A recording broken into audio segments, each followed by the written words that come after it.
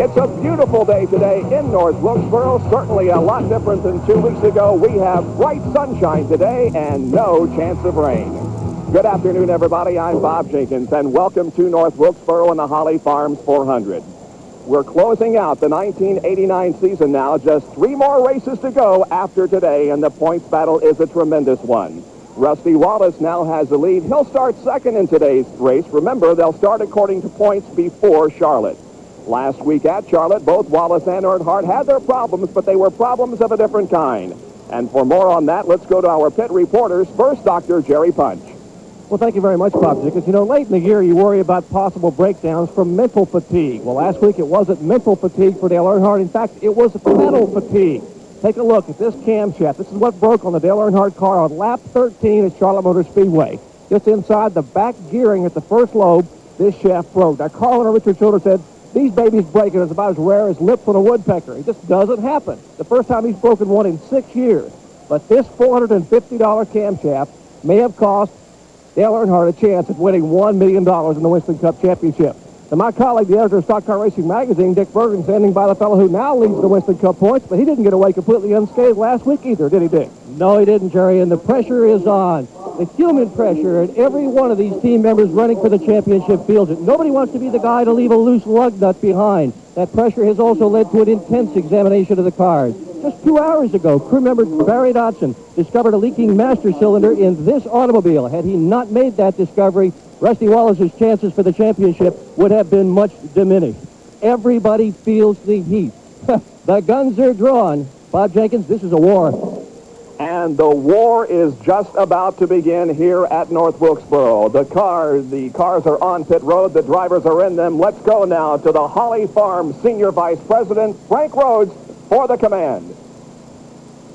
And now, ladies and gentlemen, let me introduce to you the Senior Vice President for Holly Farms, Mr. Frank Rhodes. Frank, everybody on your feet!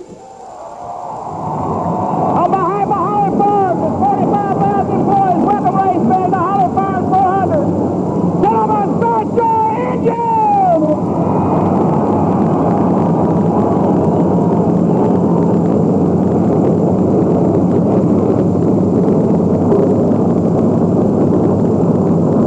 32 cars roar to life. It's a sold-out house here at North Wilkesboro as we get set for race number 26 in the Winston Cup season. Let's go now to 2 former Winston Cup champions who will be with me in the booth today, Benny Parsons and Ned Jarrett. Well, Bob, Rusty Wallace is in control with that 35-point lead, and really all he has to do is duplicate his feat of a year ago when he won 3 of the last 4 races and finished 5th in the other one.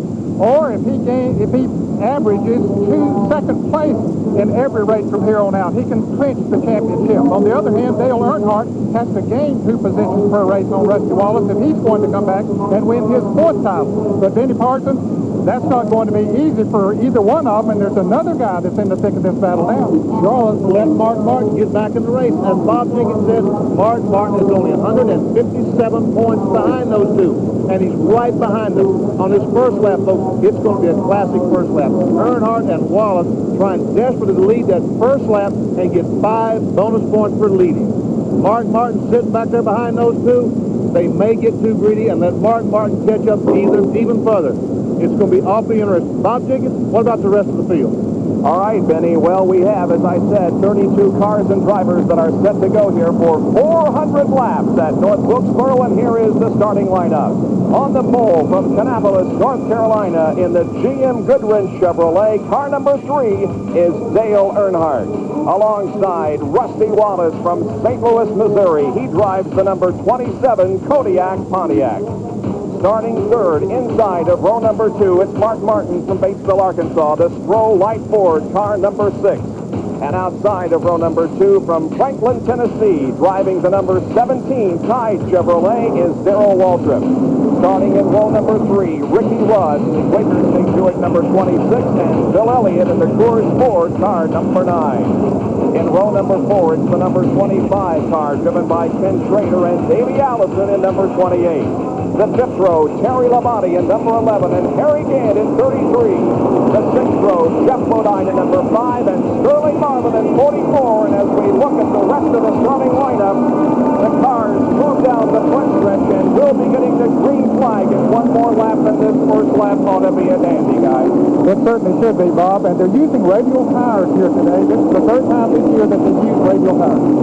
I tell you what, I can't wait. This first lap, I'm not going to say anything. I'm just going to watch, because who is going to lead the first lap and get those 5 bonus points? I can't stress how important it is.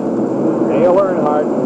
There is the bumper cam on Terry Gant's car as we look back on Sterling Marlin. We also have that side cam on Michael Waltrip's car, the one that gave us a tremendous shot at Martinsville a few weeks ago. And we're also inside Ricky Rudd's car, the Quaker State Buick. Here comes the field, and the green flag is out.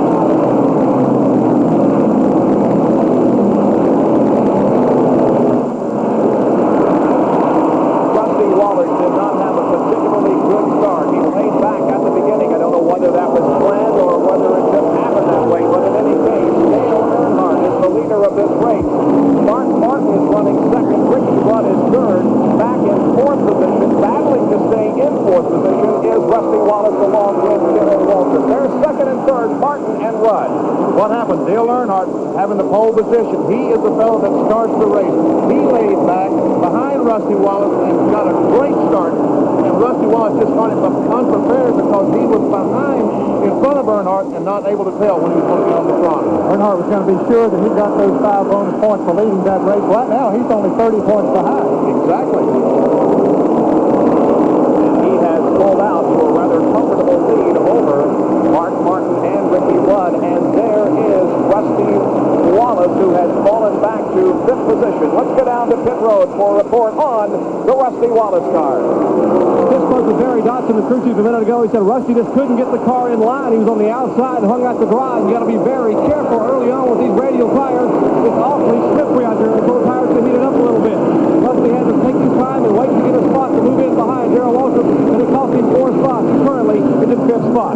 But we've got a long way to go, 400 laps on this 165-mile racetrack. Now we see action behind Rusty Wallace. That's Ted Schrader in 25, Phil Elliott in number 9, and Jeff Bodine in the yellow and white 5. Phil Elliott almost got by Ken Schrader on the outside, and then early on, this early in the race, that would have been impressive had he been able to make that move. Yes, he would, because they really are going to tiptoe for a while on the radial tires. Once they get heated up and they get a little rubber in the racetrack, of course, they practiced for 3 hours here yesterday afternoon, but still the track is not the way it'll be a little later on, and then they'll get a little more confidence in those tires.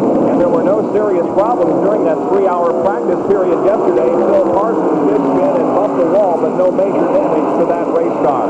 Now, we might point out that there is no Unical money available today because qualifying was washed out and the lineup is according to points before Charlotte.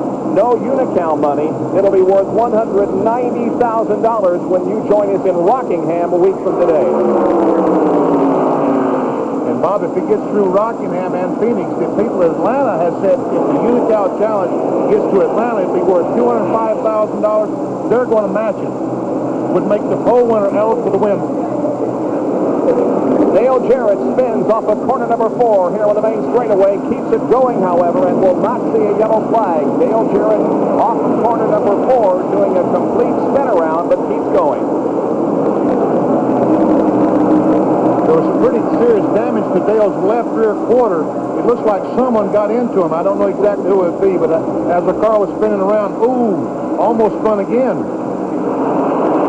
Yeah, he was in a pretty tight battle back there with Jarrett Cope, Dave Marcus, Jimmy Spencer. A lot of them were running close together back there, jockeying for position.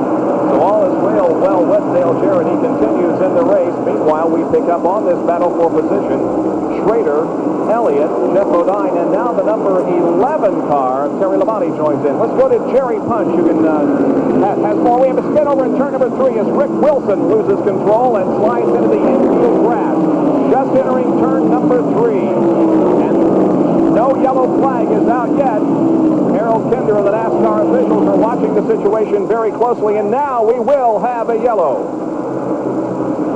Rick Wilson from Bartow, Florida, spins over in turn number 3 on lap number 14, bringing out our first caution of the day, and Rick started this race in 14th position. And that'll be a break for Dale Jarrett because Dale Earnhardt was just about to put him a lap down. There is the leader of the race, Dale Earnhardt, under caution for the first time this afternoon in North Wilkesboro. We're glad you could join us on this Sunday afternoon for Winston Cup racing, and we'll be back with more of our live coverage after this. Still under caution. And Harry Gant is headed toward pit road, and Kyle Petty is already in. His wheel came off. Yeah, he started to leave the pit to change the right side tires on the peak antifreeze Pontiac, and I guess they had loosened the left side tires, and it came loose, so Kyle has gone a lap down in the pit. We have several cars that are on pit road. We are cautioned because of this. Rick Wilson over in turn number 3. We don't know what caused the spin to start with. Evidently, he made some contact with Harry Gant because Harry's in the pits. He's got some serious damage to the left front fender. How bad is it, Dick Bergman? Well, Benny, I think they can pound it out. The left front fender was in the tire, and as he takes off out of pit road right now, it looks pretty good, but that was the cause of a lot of smoke that we saw down here. Gant in his wheel, most everybody else stayed on the racetrack. He sure had to change that left front. So Gant joining the field once again, as Rick Wilson is also back out onto the racetrack after that spin. Bill Parsons is back out there. We're going to take another break before we go green once again in the Holly Farms 400 here at North Wilkesboro.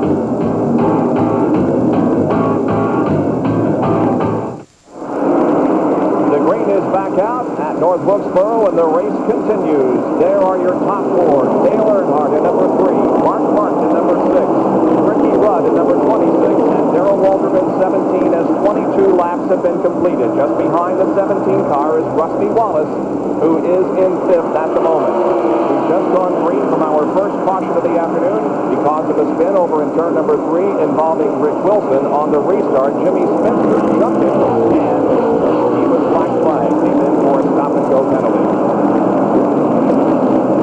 And here is Derry Cope, who gets way out of shape, high on the racetrack in turn number 4, maintains control, but loses several positions. Derry Cope, car number 10. He and Dale Jarrett got together a little bit going into turn 3. Let's watch it again. Jarrett and the Hardy Pontiac down on the inside, and it looks like he just touches Coach's car enough to get it out of control, and he slides high on the racetrack, but he does maintain control. Back to the leader, it's Dale Earnhardt, who now is in 2nd in the Winston Cup points, leading the race. He has led since the drop of the green flag, getting a good jump on Rusty Wallace and the others. But Rusty Wallace, folks, he is not running the way that Rusty Wallace normally runs. He's a half straight away behind Earnhardt. My question is he taking it easy, or does he have a problem? I really don't know the answer to those questions because, look, Mark Martin pushing Earnhardt down the front straightaway. Mark Martin said all weekend that he really didn't feel comfortable in the car, that the radial tires just weren't to his liking yet, but he's showing no evidence of that right now as he is right on the back bumper of Dale Earnhardt in a close battle with him and would like very much to get into the lead. Mark Martin, we had not mentioned very much 4 or 5 races ago as being a contender for the Winston Cup, but indeed he is very much in the thick of things. Trying to make a move on Dale Earnhardt to the outside, cannot make the move, and continues to run in 2nd position, but he is running well. Earnhardt's car starting to slip a little bit off. Good. Mark Martin tries on the inside. As they go into turn number 1, Martin tries to get the inside position, can't pull alongside of Dale Earnhardt, however, and they continue to run in that order of Earnhardt and Martin. Well, Earnhardt would certainly like to stay out there and lead more laps than anyone else today because that's another 5-point bonus. But there's a lot of laps left in this race. Mark Martin leading early here, the better it is. Once again, he's got position on Earnhardt. Maybe he just can't get back on the gas like he needs to in the middle of 1 and 2.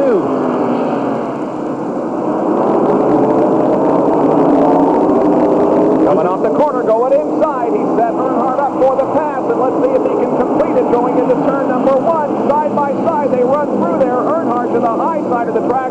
Mark to the inside line, and Mark goes into the lead. He'll have to cross the line, however, and be scored as the leader before he officially picks up the 5 bonus points. And now a battle for third position going on as Mark Martin will lead the lap. So Daryl Waltrip now is third, Ricky Rudd fourth, and back in fifth, there is Rusty Wallace. Let's go down to Jerry Punch, and he can perhaps answer the question that Benny asked. Is he just laying back, or is there something wrong, Jerry? Well, Benny, that you asked that question. Why don't we ask Barry Dotson, the crew chief? And Barry? We're trying to give Rusty the time to come by. The question is Rusty laying back, taking it easy, or does he have a problem? Well, we're trying to take it easy. The car's a little bit too tight. That won't last very long at Wilksboro. Right now, we're in pretty good shape. We got a good seat just watching the leader.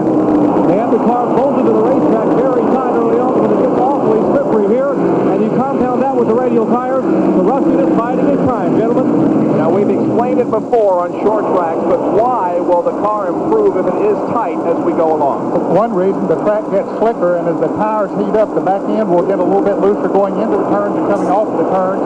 So getting a good bite, good traction coming off the turns is so important on the short track because you run a very low gear, put a lot of power to the tires, and that's where you can make up a lot of time. And having a good, tight race car allows you to do that.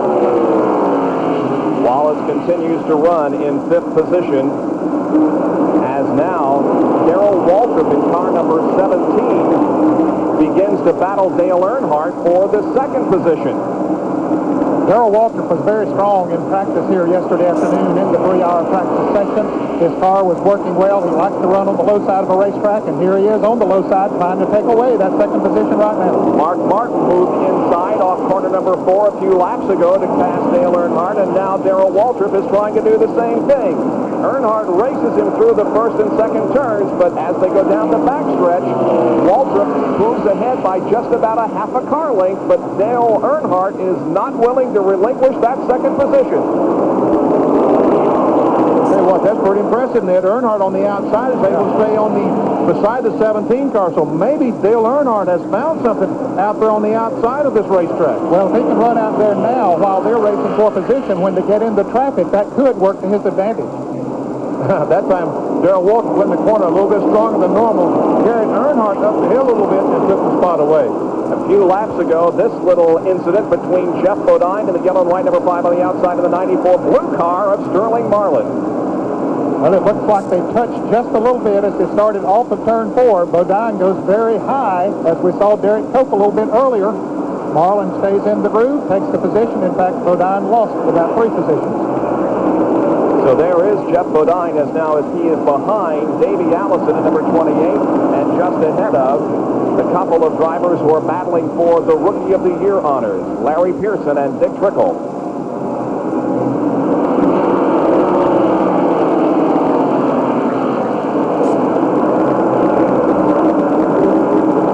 This is back for 12th position.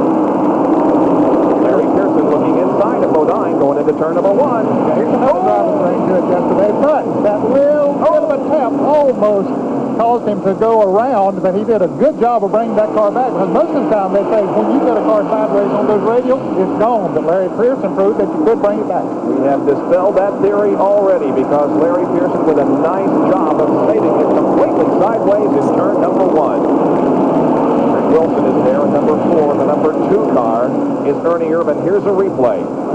Pearson trying to get down on the inside of Jeff Bodine and touches the left rear quarter panel of Bodine, gets Bodine a little bit loose, but really gets Larry Pearson loose. He turns sideways and gets it straightened out again. It is still Mark Martin who is leading the Holly Farms 400. He took over the lead from Dale Earnhardt a few laps ago and has stretched out the advantage now by about a half a straightaway on Daryl Waltrip, who is running in second position. Earnhardt is third. Fourth is Ricky Rudd, and then fifth, about almost a full straightaway behind. In fifth position is Rusty Wallace. Then comes Ken Schrader, Bill Elliott, Terry Labonte, Morgan Shepard, Alan Kowicki, Tommy Ellis, substituting for Neil Bonnet, and Sterling Marlin. And what all the fellows was telling me about the radials, guys, was that if they slide one time, like we saw Derek Cope and Jeff Bodine slide, boy, they are really a handful then. The radials you have to drive a race car a lot differently on a radial than you do on a bias flat tire. Mark Martin laps the 27th place car of Derek Cope, number 10, so 26 cars are on the lead lap now. Guess they're going to run the radials at Rockingham next week. They sure are. I was down this week, Thursday and Friday, watching some of the guys test tires and practice, and sure enough, the radials, they were talking about using them in Atlanta, the last race of the year.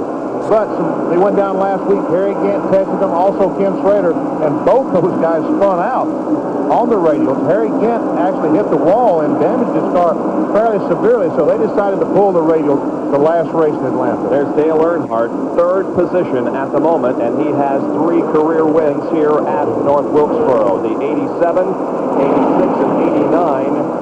First Union 400s. He has never won this particular race. All of his wins here at North Wilkesboro have come in the spring event. Let's go down to Jerry Punch, who has a comment.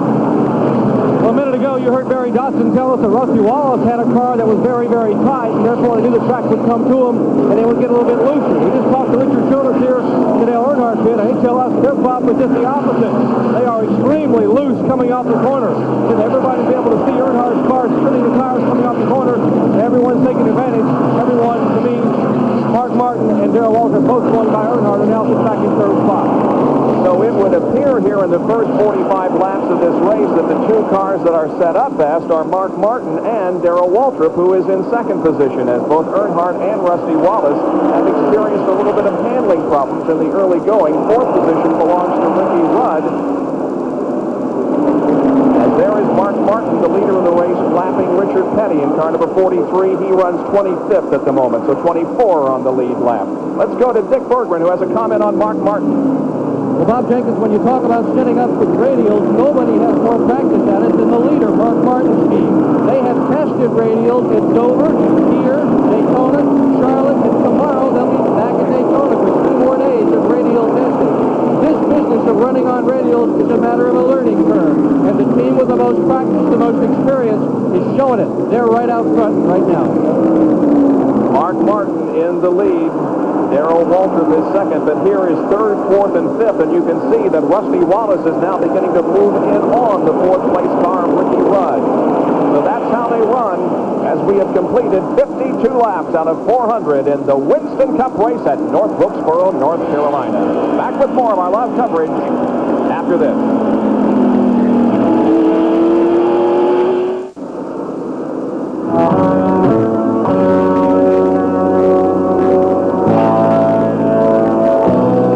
Beautiful brushy mountains, North Wilkesboro, North Carolina, the Holly Farms 400 NASCAR Winston Cup race. Our leader is Mark Martin in car number 6, but the battle on the track is a few car lengths behind him. That's Ricky Rudd in number 26, battling with Dale Earnhardt at number 3, and watching all of this from 5th position is Rusty Wallace in car number 27.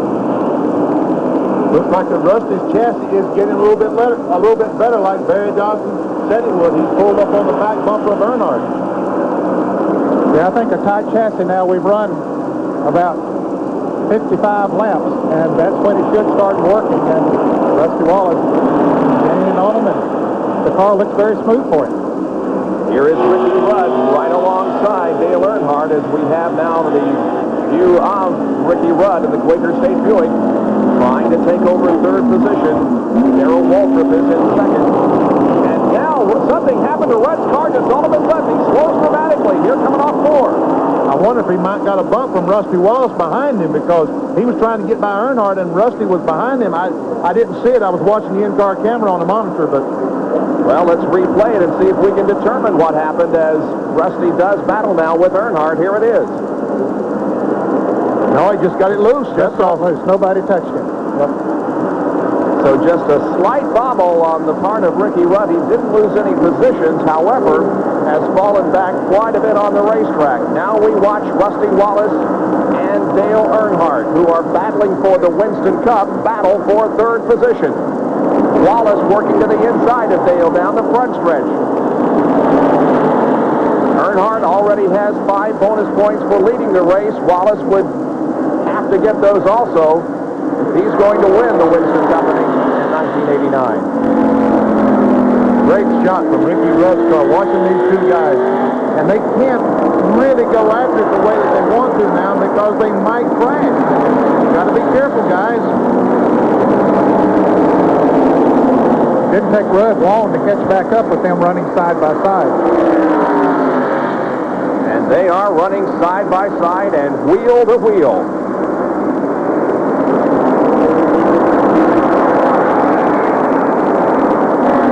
Earnhardt doing a fine job of holding off Rusty for third, and Ricky a little bit loose again there in corner number 4.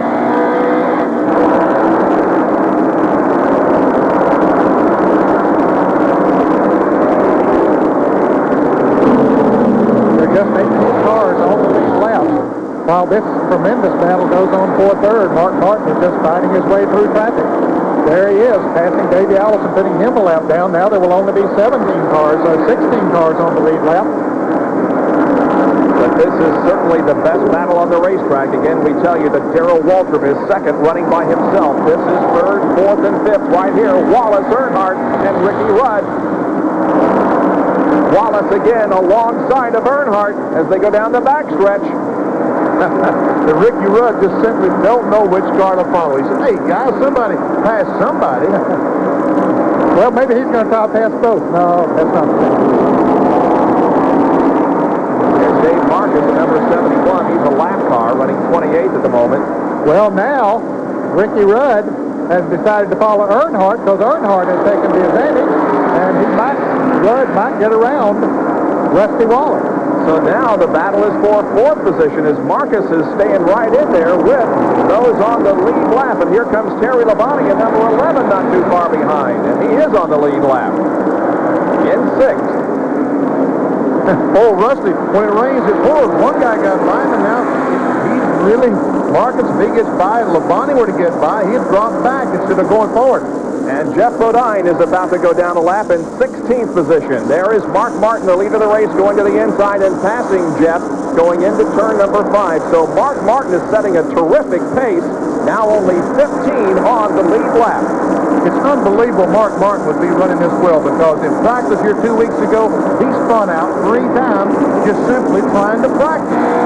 And yet today in the race, he's going on like he's got the greatest car on the face of the earth. You know, Benny, one thing that impressed me yesterday, I watched almost the entire 3-hour practice period, and Mark Martin got out there, and he got the car set up pretty good as we watched Ricky Rudd try to get by Dale Earnhardt. But he would run 25, 30, 35 lap runs. Most of them would come out and run 6, 8, 10 laps like they normally do. He ran long stretches of laps out there, and I think that worked to his advantage. Well, we have a crash up in turn number 3, between 3 and 4, as Larry Pearson, Michael Waltrip, and Sterling Marlin are against the wall in turn number 3. Now Larry Pearson pulls away. There's the shot from the side cam on Michael Waltrip's car as he too pulls away. Gets the car going again. Sterling Marlin is also leaving the scene of the incident. And on lap number 69, it's our second caution period of the day. Tell you what, our camera's still working because Michael Waltrip's car right under the camera that you're looking from is caved in with some serious damage with someone, but luckily our camera's still working. And this caution period is going to bring everybody in for a pit stop. Let's go to Dick Berggren, who's in Mark Martin's pit. Well, most everybody is going to take 4 tires. By the way, this will be a near $20,000 tire change. That's what it costs for a field of 30 cars to change 4 tires. The key here for Martin, get out first. So he's got nobody he's going to have to pass. He's in great shape. The right side tires are on already. Rusty Wallace is just in now. Jerry Punch is down with Daryl Waltrip. Eddie Dickerson, Jeff Hammond, Teddy Jones, and the crew have completed the right side. They will sample around the left side of Jack Benitez Tide Chevrolet. Left front and left rear tire going on. Air Rich is putting those lug nuts back on. Seating the front grill. Waltrip cars out of the way. Dale Earnhardt now getting left side tire. Down on the Jack. He will follow. Here he is down the road. Here's Ricky Rudd. Dale Jarrett. Rusty Wallace. All the cars put back to turn 1 having changed 4 tires. There's a hat on the track. And that didn't come off of one of the drivers. can use that for my hat of the week. That's right. That's entering turn number 3. So everybody has moved out of pit road and onto the racetrack once again as our second caution period of the day flies over North Wilkesboro, North Carolina Speedway. We'll be right back.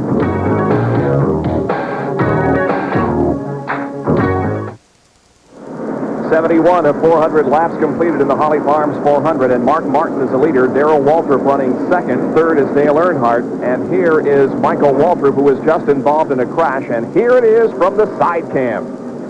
He's on the inside of Sterling Marlin going in the corner. Ooh, and he gets tagged, I guess, or maybe he just lost the car. I don't know what happened. But it gets sideways, that's for sure.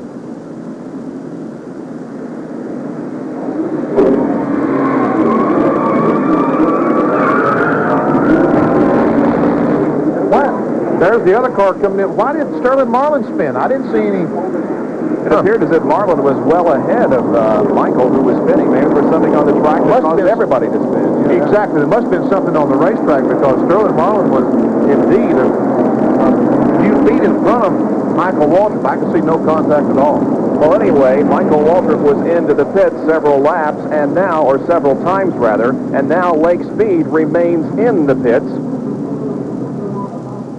Michael Waltrip did lose a lap on that pit stop, as did Larry Pearson and Sterling Marlin. All three of those guys who were involved in the crash up there did lose a lap, and Lake Speed is losing several laps as his car remains on pit road. And there are only 12 cars now on the lead lap, with Mark Martin in the lead. We're about to go green once again, as the lead is held by Mark Martin. Daryl Waltrip second. Third is Dale Earnhardt. Fourth, Ricky Rudd. And fifth is Rusty Wallace. Sixth, Terry Labonte. Seventh, Bill Elliott. Eighth, Alan Kulwicki. Ninth is Tommy Ellis. And 10th is Ken Schrader as the green flies on lap 76.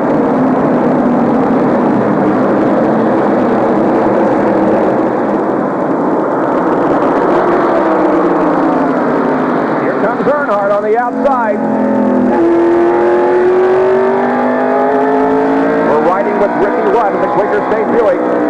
Jeff Bodine just ahead, but look at the battle up front.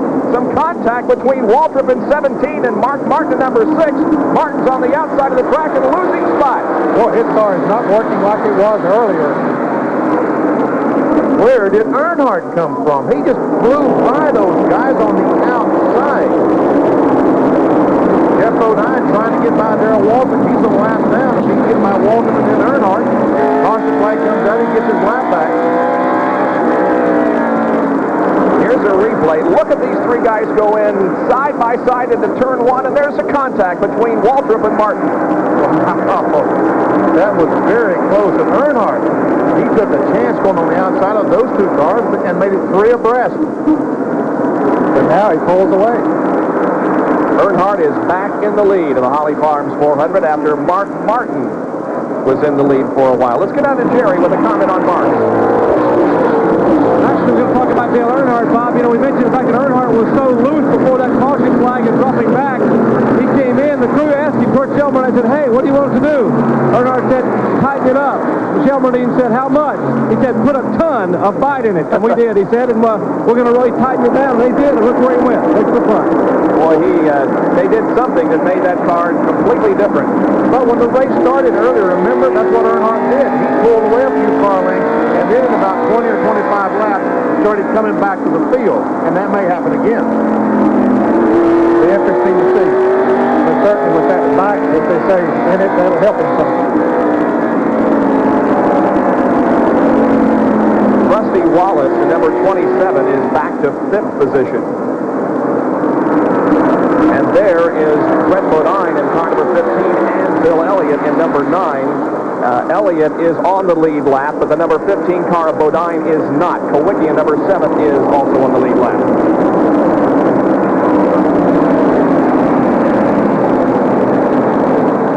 The cars that are on the lead lap are Dale Earnhardt, Daryl Waltrip, Ricky Rudd, Mark Martin, Terry Labonte, Rusty Wallace, Bill Elliott, Alan Kulwicki, Morgan Shepherd, Ken Schrader, Ernie Irvin, and Tommy Ellis. Alan Kulwicki finds himself in 8th position at the moment. Kulwicki began this race from 17th position. That's where he is in Winston Cup points, or was before Charlotte. He moved to 13th at the end of 20 laps, was 10th at the end of 40, and now finds himself in 8th. And that's Morgan Shepherd running there with him in car number 75. Here comes Harry Gant at number 33 with some damage on that car after an early race incident. Now he's a lap down as a result of making a pit stop on the very first caution flag, and then he just simply couldn't get up through the field. And we're riding with Harry now.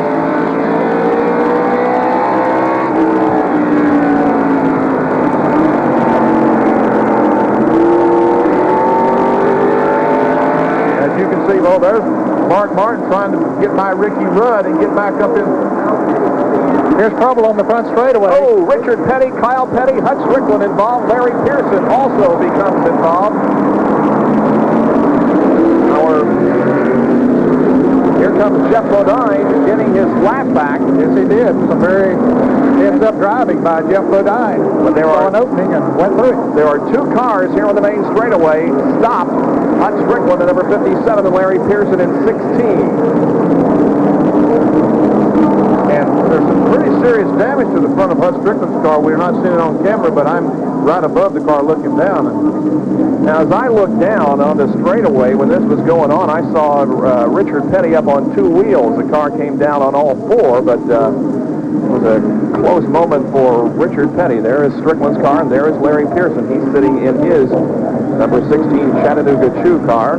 Obviously okay. He's moving around inside. The two drivers who are second and third in the Champions Park Brook Sears Rookie of the Year standing.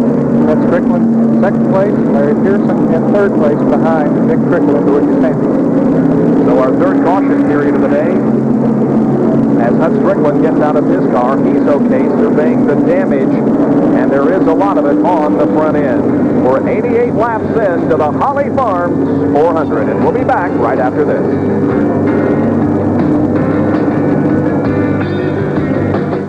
We're under caution because of a crash coming off of corner number 4, and the cars landed here on the main straightaway, and here's how it looked from our speed shot. See a car sideways Kyle Petty. inside, yeah. Kyle Petty down on the inside in the Pete Pontiac. and there Larry Pearson gets tagged from behind. Richard Petty Ran over somebody. Pearson stays up against the wall, and then Hut Strickland comes in behind him in car number 57. And with Hut Strickland is Dr. Dick Bergman. We had quite a view of that whole thing. What did it look like to you? Well, I couldn't really tell too much there, Dick. You know, a bunch of cars was spinning there, and you know, I seen Kyle up there spinning, and the cars in front of me was Larry Pearson, so that kind of had my view blocked. But you know, I got into the wall and got to Larry and tried to miss the whole deal and got right in the middle of it. You know, just no place to go. Your crew has been running up and down in front of us here, bringing tools to the garage area. Can you get this wreck fixed? Well, we're certainly going to try to. You know, we're in a race right now. We want to try to do as well as we can in these Winston Cup points, and you know, we're trying to sell that Heinz ketchup and get all our products out there, and that's just, you know, try to get as many laps as we can. Points are it. They sure are. He's going to go back to the garage area and help those guys, I'm sure. And Hut Strickland also wants to continue his streak. Only 2 drivers have been running at the finish of the previous 8 races, Rusty and Hut. But there is Hut's car that doesn't look too healthy at the moment. So the cars are being dragged off the racetrack, and we'll be back to green before too long here at North Wilkesboro.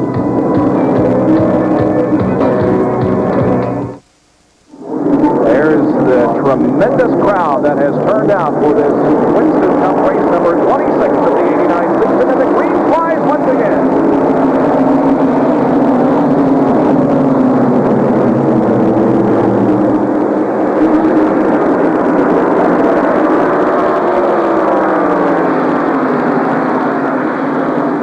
Daryl Waltrip at number 17 gets high coming off of corner number 4. The car slipped on him just a little bit. He saved it.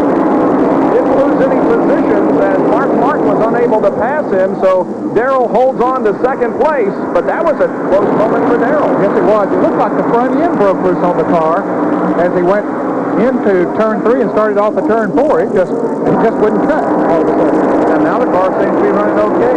But, you know, we saw Sterling Marlin and Michael Waltrip spin a few laps go up in that corner. I just wonder if there's something in that corner causing these cars to do that. Well, I don't know. Time will tell.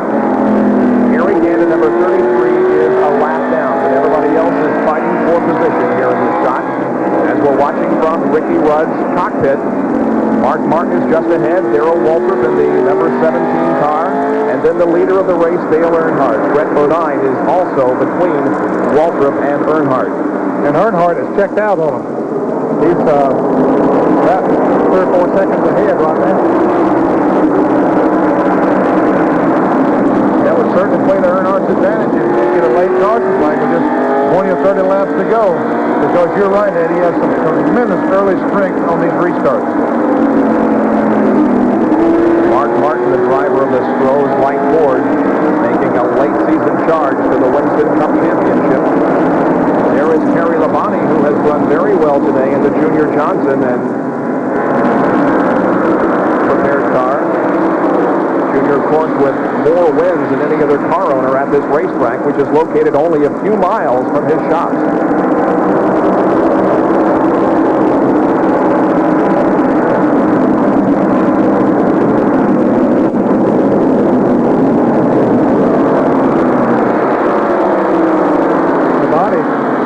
Pretty strong there on Ricky Rudd. If we look out the front windshield of Ricky Rudd's car, he certainly is keeping tabs on Mark Martin up in front of him.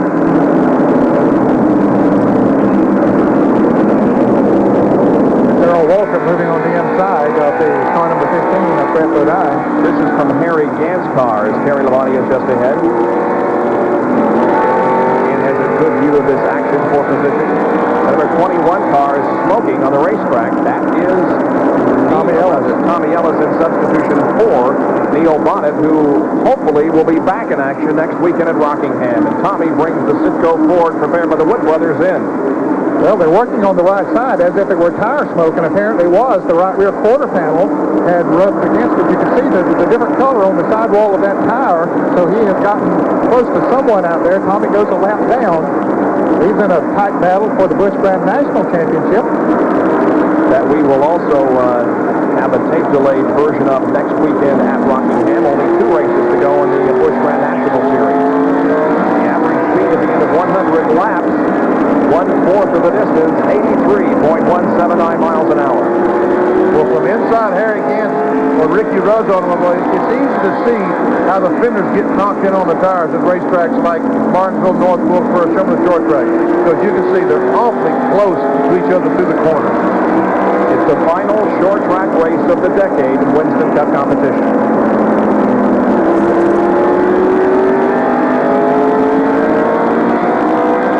That's Brett Bodine to the inside as the faster cars pass.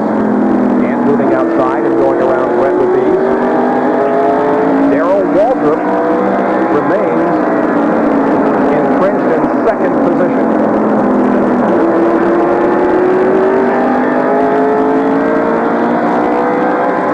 We talked about this being the final short track race of the decade, and there you can see that Daryl Waltrip has won most short track races in the 1980s. 38% of them, as a matter of fact. Dale Earnhardt has won 20%.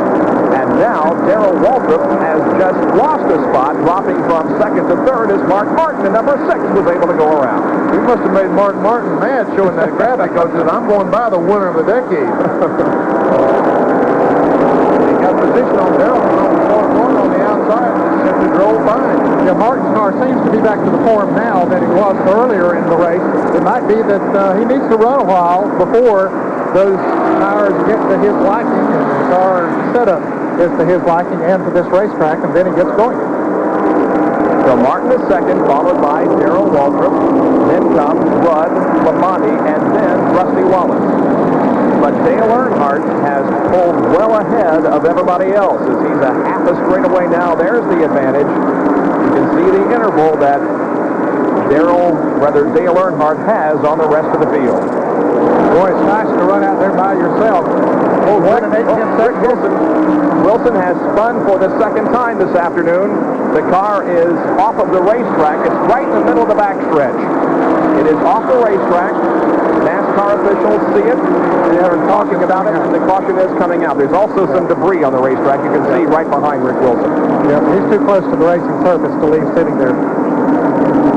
And he may be stuck. I don't know if he can,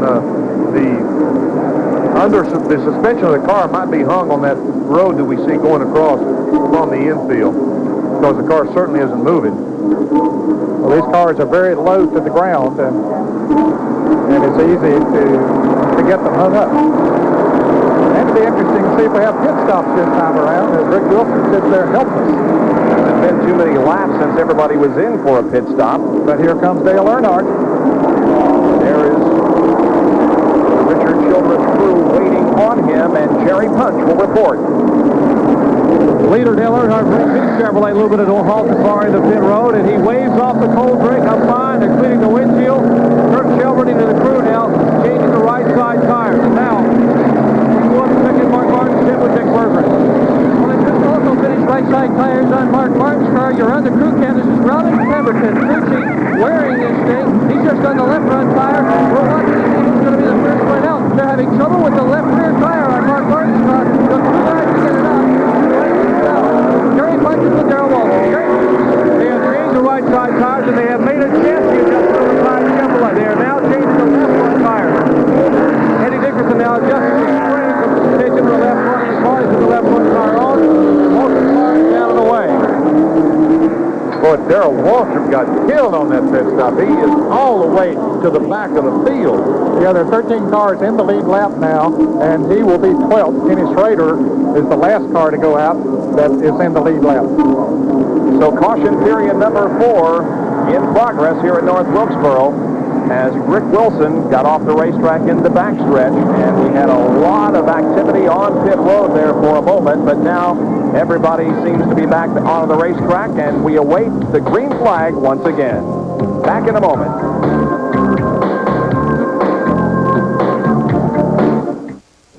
We're back at North Wilkesboro Speedway. Under caution here. I'm standing with Jeff Bodine. Jeff, a lengthy pit stop for Daryl Waltrip. You guys were checking a lot of things. What all did you do? Jarrett, you know, that last restart, Daryl and Brett Bodine got together, and Daryl said something felt like real funny up the front end, so the car was just a little bit loose, so we went ahead and made a small chassis adjustment on the right front, and then we had to make sure we didn't have nothing hung up on the left front, so rather than have a problem, you know, later on, you know, we really needed to be getting in and out of the pits, we decided it's the best time to go ahead and evaluate if there was a problem and make sure everything's okay, at least in his mind. And everything's okay. We just got to be careful coming back up through there, but everything will be okay. Valuable time here in the pits for the Tide crew, but Daryl Waltrip has a lot of traffic to pass, and we're going green. He begins from 10th position. Daryl Waltrip does, and the lead is now held by Ernie Irvin in car number 2. Here he comes off the second corner and down the backstretch. Sterling Marlin is right alongside, and Dale Earnhardt is on the back bumper. Here comes Earnhardt to the inside. He passes Marlin. Is he going to pass Ernie Irvin? Ernie Irvin did not make a pit stop, stayed out there, but looks like the car running awfully well. And Martinsville, this fellow had a super run going up there. And that car this weekend carrying Dinner Bell and Food Lion sponsorship instead of the Winnebago Kroger sponsorship.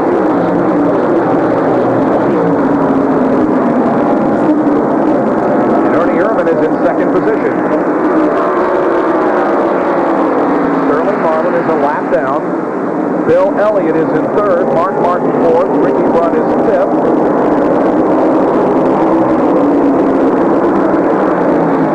And sixth is Rusty Wallace.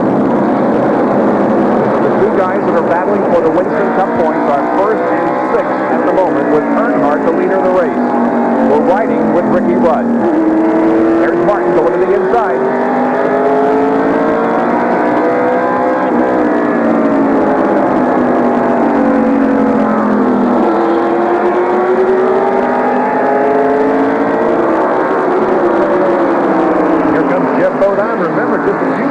This 5 car, the white and gold number 5 was a lap down. And now he is on the move. While this racing is going on, they're pushing the Kodak Film Oldsmobile of Rick Wilson into the garage area after his encounter. Trouble over on the backstretch. Richard Petty is in the wall. Richard Petty against the retaining wall just out of turn number 2. And it's Richard's second incident today, and it comes on lap 127. He was also involved in this melee down here on the straightaway that took out Hut Strickland and Larry Pearson. And now he does even more damage to the STP Pontiac, but keeps going.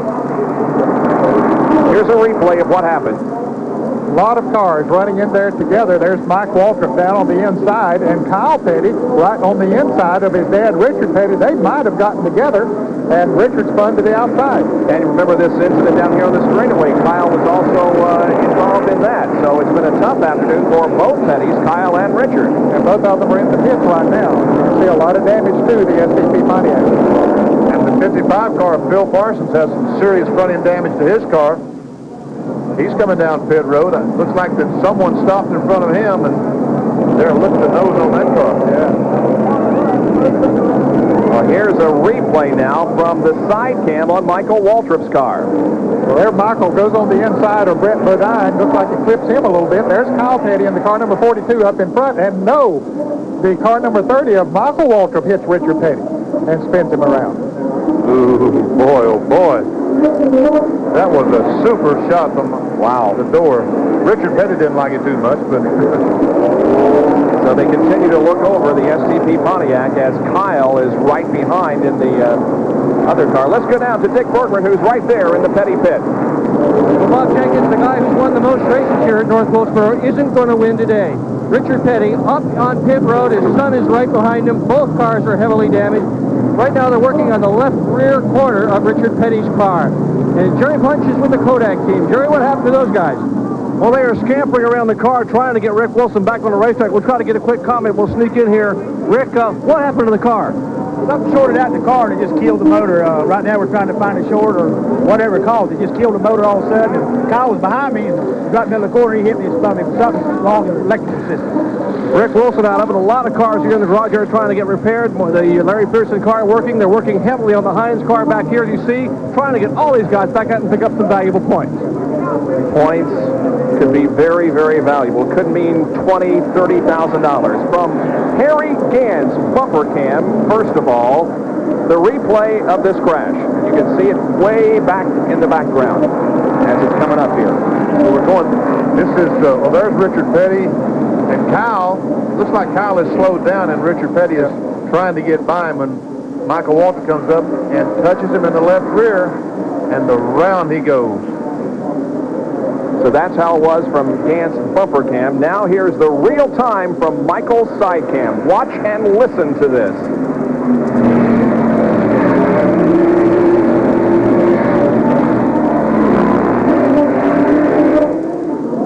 Petty into the wall, and he's still in the pit area. And here we go green on lap 131 with Dale Earnhardt, the leader. Kyle Petty is behind the wall.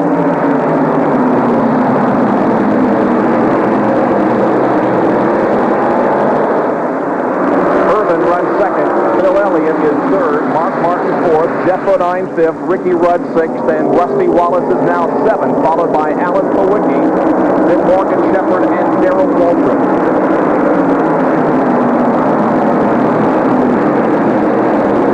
Got a terrible break on the restart with the slow cars. It was on the inside trying to get their lap back. Bobby Hillis, Tommy Ellis, and Harry Gann. Gann's bumper cam once again with the pictures. That's Jeff Bodine moving to the inside of Mark Martin.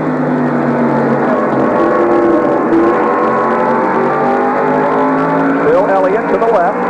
Ricky Rudd is in the green car behind Mark Martin.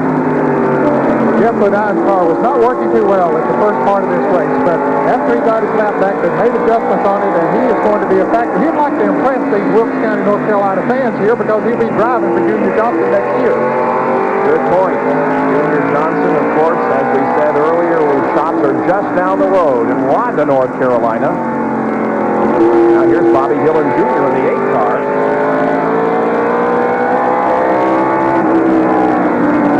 We go inside Ricky Rudd's car as he battles alongside Mark Martin with Jimmy Spencer and Tommy Ellis just ahead. Now Spencer and Ellis are battling for position, even though they're a lap down. They're battling for about the 14th position. And Rusty Wallace has suddenly come back toward the front as he is racing with Mark Martin and Ricky Rudd. And Bill Elliott appears to be off the pace a little as he is a little slow coming off of corner number 2. Everything appears to be okay. He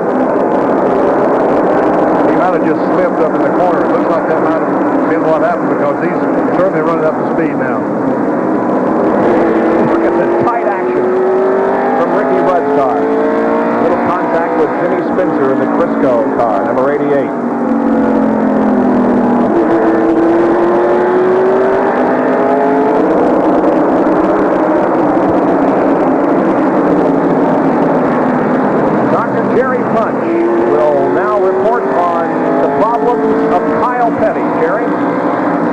The front of this mangled Peak Pontiac here of Kyle Petty, and Kyle is back in the garage area and is flying down in the car.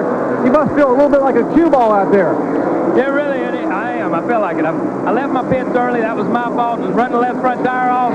Then I spun out and caused a wreck out there, and then something happened to Rick's car. I run in the back of him, and when that happened, then I guess it knocked all the sheet metal up on top of the oil cooler, and got a little hot and overheated the oil, and I guess it spun a bearing. But I tell you, the car was working good. We just had to start in the back with all the boys. I'd like to say hello to my wife, Patty, who's recovering from surgery. She's at home right now, so I guess I'm not going to be in victory lane after all today. Kyle Petty out over here at Wilksboro. Now, Rusty Wallace is in the middle of a three abreast battle here, and he went right on in. Yeah, he doesn't appear to be playing it too conservative, at least at this point. He put his nose right in there. And here we are with Michael Waltrip's side cam once again with Rusty just ahead. There you can see that both Rick Wilson and Gary Cope are behind the wall as crews try to get their cars back into competition. Those that have dropped out, Bud Strickland, Larry Pearson, and Kyle Petty, who we just heard from.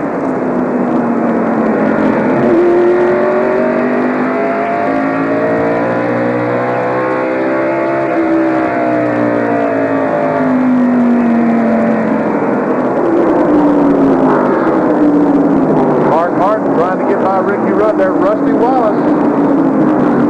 There we see Mark Martin from inside the Rudd automobile. Mark Martin pulls up on the inside. This is coming off the second corner. Has position going in 3. Takes the spot away.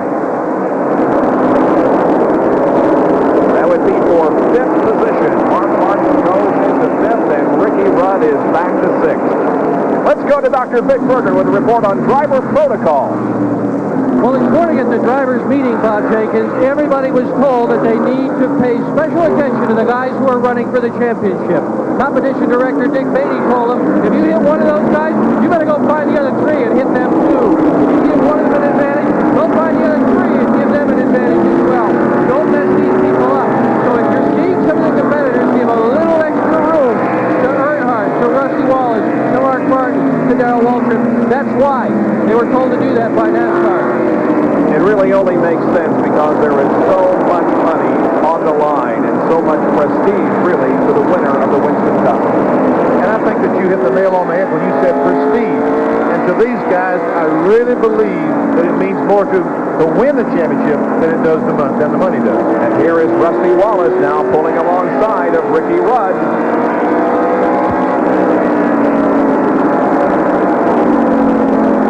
Kodiak Pontiac on the inside as they go down the backstretch.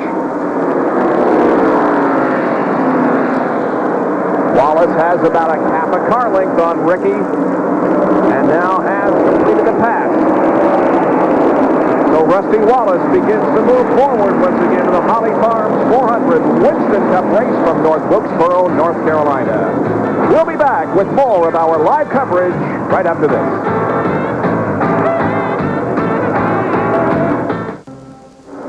Back at North Wilkesboro, where Dale Earnhardt is leading the Holly Farms 400. In second place is Ernie Irvin in car number 2, and Irvin has been holding on to that position for quite a number of laps. He started this race in 23rd position.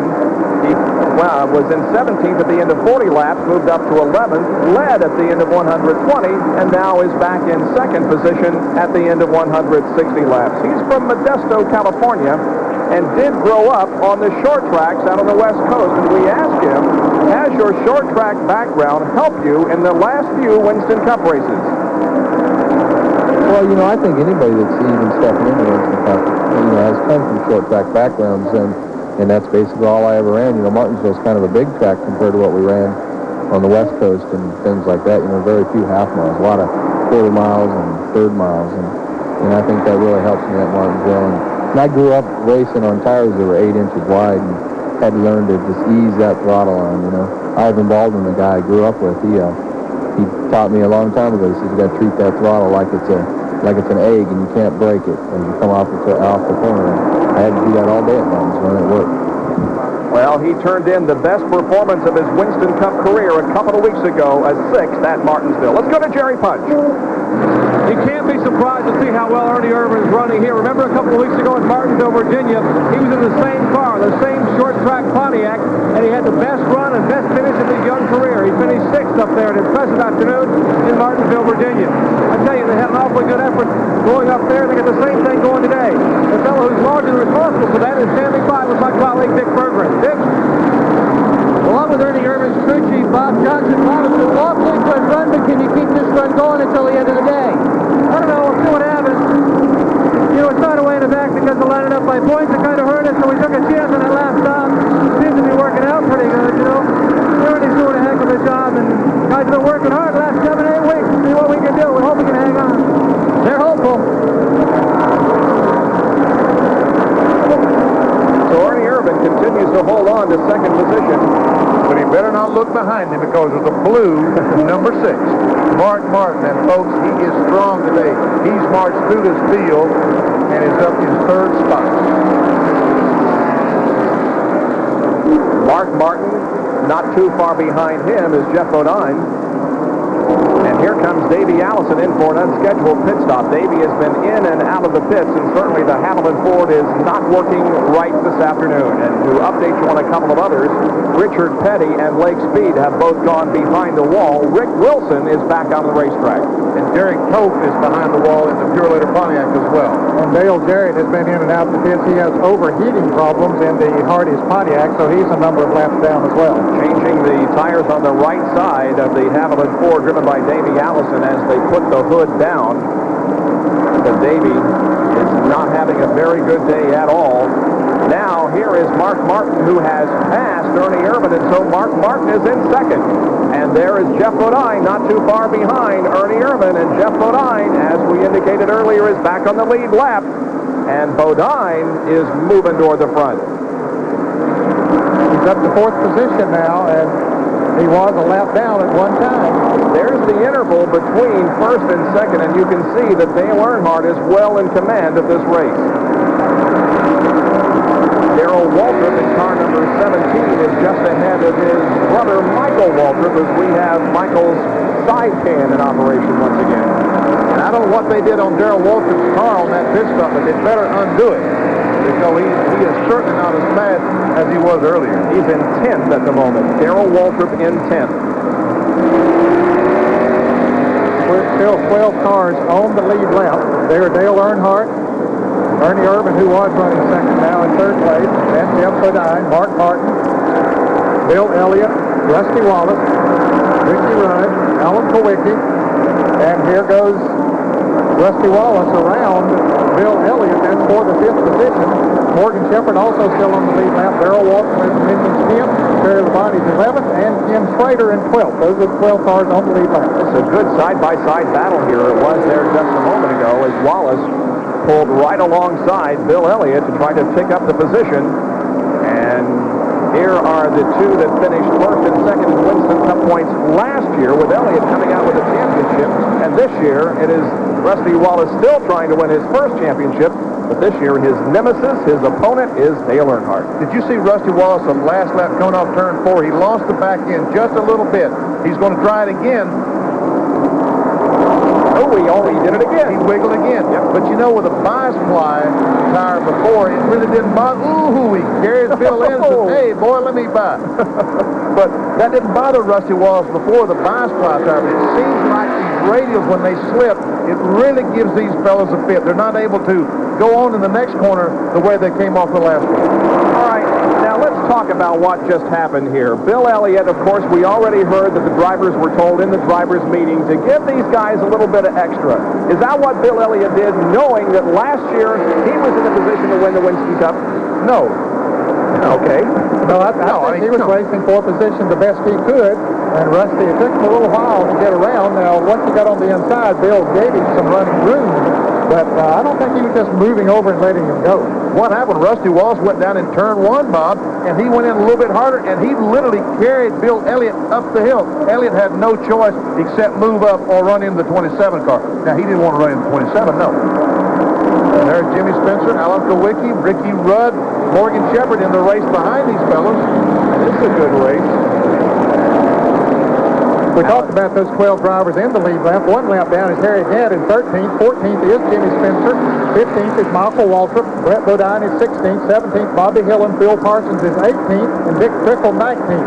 From 13th through 19th, they're all one lap down. 2 laps down is Dave Marcus in 20th place. Sterling Marlin, 21st, 2 laps down. And Tommy Ellison, 22nd. He too is also 2 laps down. Spencer, Kowicki, and Rudd. Watching from Rudd's vantage point as Spencer and Kowicki get very close together. Davey Allison is back out onto the racetrack after spending several laps on pit road. We have had some collision down the back end. And they all saved the cars. Oh, I was looking for a... Look at Spencer is really wiggling off the 4th turn. I thought we were going to have a major crash there, but nothing happened. It's a lot of paint trading by Alan Kowicki and Jimmy Spencer. Oh, sometimes okay, but they all came out at okay.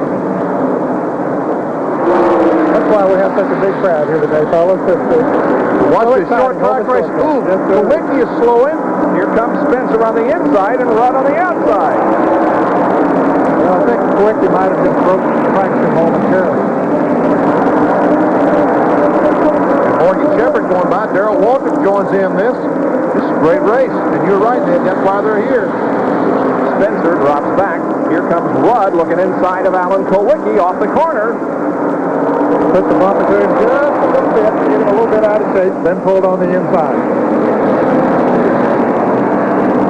And Kowicki wiggles a little, and here comes Morgan Shepherd past, and Daryl Waltrip also does. Yeah, that little wiggle cost him 3 positions. I know, it looks like he might have a tire going flat. It really does, Lee, because his car is handling awful right now. Yeah. Oh, here he spins on the straightaway. Just couldn't hold on to tire is flat. See, the left rear tire is completely flat. And Jimmy Spencer had just committed himself to come into the pits. He's coming, you can see his car on the right of the screen. He's coming on down pit road as the caution flag waves. There you can see that left rear tire on Kowicki's car is completely flat. Allen gets it headed in the right direction, but the 5th caution flag of the day is out on lap 183 as Alan Kowicki loses control coming off of corner 4. And here's the replay. And he's lucky because he was right in front of Michael Waltrip and Terry Labonte. Both those fellows able to miss him. Also, Rick Wilson. And he was able to not hit the wall too hard on the inside. I think you'll be okay if he comes in and gets some tires on it. Here he is again, going around. And you can see he just backs it gently into the wall on the inside. Don't think that did too much damage. Let's go to Jerry Punch, who's in Earnhardt's pit. It'll be a 4-tire change for the leader, Dale Earnhardt. Kurt Shelburne and the crew come running around the car. David Smith, Will Lynn. Smith flies to Jack Fleet's car. Let's look to Dick Bergen. Well, Kyle Penny's going to get in a car. Dick? Yeah, everybody else is changing tires. Sterling Marlin just came out of the car, and he is some wobbly. He is not feeling well. Sterling Marlin ill. Kyle Penny in the car now, strapping in. And Jerry Punch is involved. Jerry? That's 5 tires on 5 Chevrolet. The crew now. Jeff Hammond, Sandy Jones, Eddie Dixon drop the car. Down the way. The leader, 4 tires, back to turn 1. Gentlemen. So Daryl Waltrip moves back out. So does Terry Labonte. And the 7 car of Alan Kowicki still has the flat tire. But it's the right rear. Yeah, the left rear was flat a while ago. Now the right rear is flat. Both of his rear tires are flat. Now this is going to be a real... Oh, see, they don't even know the right rear's flat yet. Well, he's going to find out in a minute. Sure will. He was trying to get back out and not lose a lap in the pits, but he did go the lap down. He would have been much better off to have stayed in there, but like I say, they didn't know that. They knew that left rear tire was flat, but they didn't know the right rear was flat. Now he's going to have to encircle the entire track and come back in for a change on the right side. We'll be back with more from North Wilkesboro.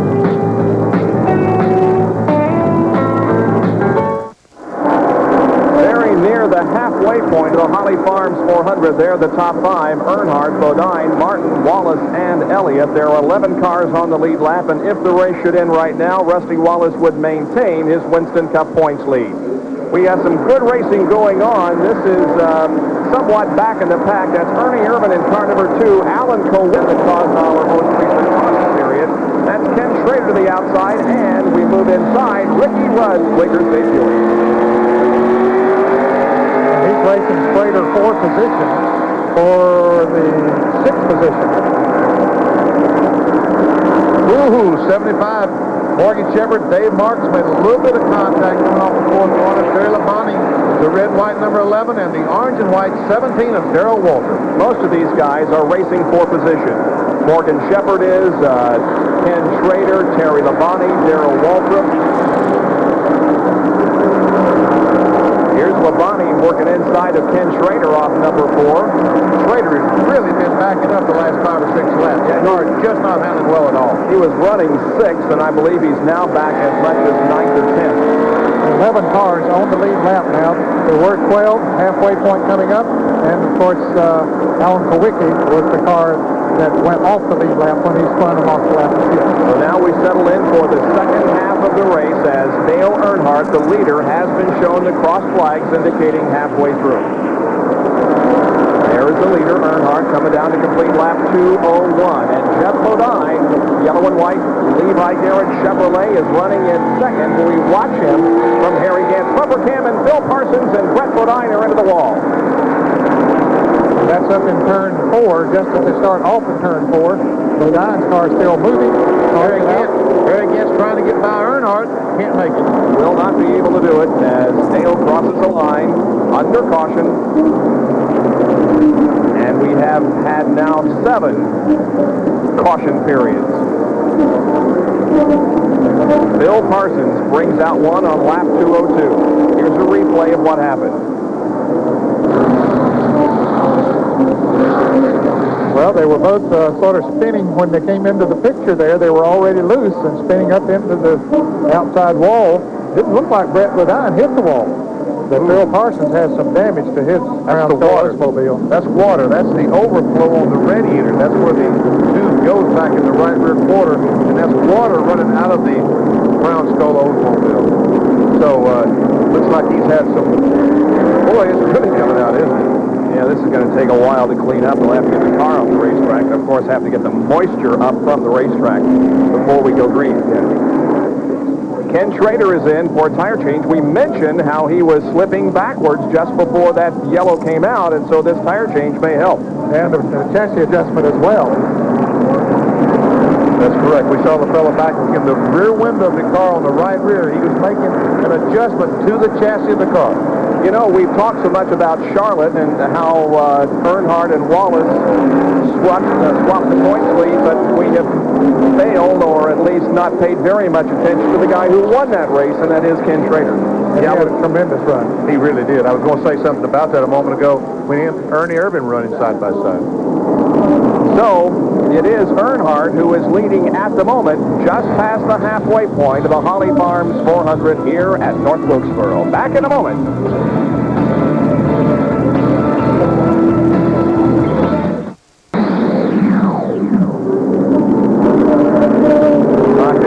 Jarrett, Benny Parsons, Dr. Dick Berger, and Dr. Jerry Punch back in North Wilkesboro, North Carolina, as we bring to an end the short track racing of the 1980s, Benny. And I made a mistake, Bob, because, you know, all sports has a song about it, right? Well, I mentioned that to some of our producers, namely Neil Goldberg and Conrad Picciarello, that we needed a theme song or something that was stock car racing.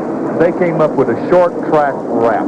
Boy, little did we think that something concerning auto racing, and especially short track auto racing, could result in a rap, but it did, and here it is.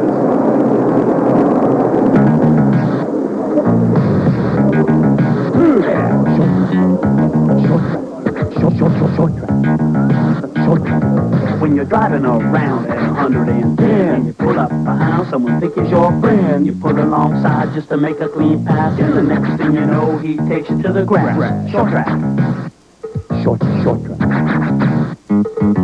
They're not too fast, but they're not real slow. The walls are real close when you're running toe-to-toe. With the sheet metal hanging, tire rubber banging, you better be prepared to do some real quick changes. Short track. Short track. Dale, Rusty, Markdale, Bill. They're running for the cup to make a real big kill. The stakes are real high on these real small tracks, so you better be prepared to do a short track rap. Short track. That's the short track wrap, and that's an indication of what can happen in short track competition. That is Phil Carson's car, and we move into the 1990s with that little rap song there. Well, and again, I think it fits the situation of the short tracks, because look at Phil's car as he crawls out of the automobile. But we've had lots of cars torn up like that today. Yes, sir, and every time you go to the short track, the competition that you have today, you're going to see a lot of that kind of thing going on.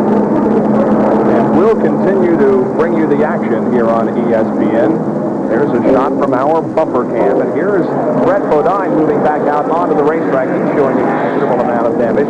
That is the car, of course, that crashed with Phil Parsons up there in turn number 3. And by the way, the track crew is still up there trying to get the moisture out of the racetrack. So it's going to be a couple of more laps before we can get back into a racing situation and a green flag. We are live at North Wilkesboro, North Carolina for the Holly Farms 400. It's Dale Earnhardt now being challenged by Jeff Bodine. What a comeback story this is for Jeff Bodine. A lap down earlier, got his lap back when we had a big crash on the front straightaway. Now trying to take the lead away from Dale Earnhardt in the Goodrich Chevrolet.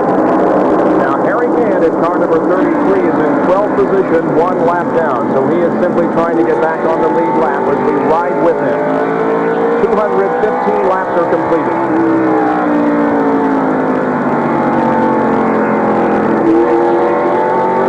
Rusty Wallace is running 4th. Mark Martin is 3rd.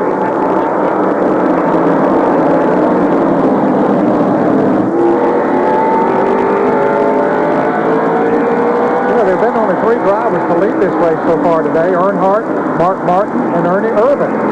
So of the point leaders, Earnhardt and Martin are those that have gained the 5 points, and Earnhardt is going to get pretty close to leading the most laps here before too long, which will be another 5 bonus points. Good racing here. Ricky Rudd, car 26. That's Bobby Hillin, number 8. The 21 is driven by Tommy Ellis. Now Rudd is in 7th position on the lead lap. Bobby Hillin is 2 laps down in 14th. Dick Trickle is also 2 laps down in 13th position. And the 21 car is also 2 laps down. That, of course, is Tommy Ellis.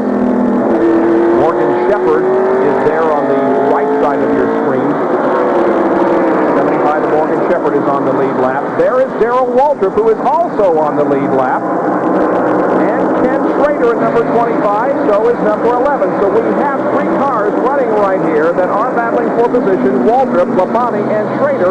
And we're watching from the side cam of Michael Waltrip, who is 20th position, 2 laps down. Well, ever since Daryl Waltrip made that extended pit stop to make the adjustment on the chassis, he has found himself in some very, very heavy traffic back there, and has had to be awfully careful. Contact there between Tommy Ellis and Daryl Waltrip. When we keep talking about track position, that's what we're talking about. Making those good pit stops so you always are back out at the front of the pack and not having to worry about traffic like Daryl Waltrip and Michael are concerned with now, because it is awfully heavy back there.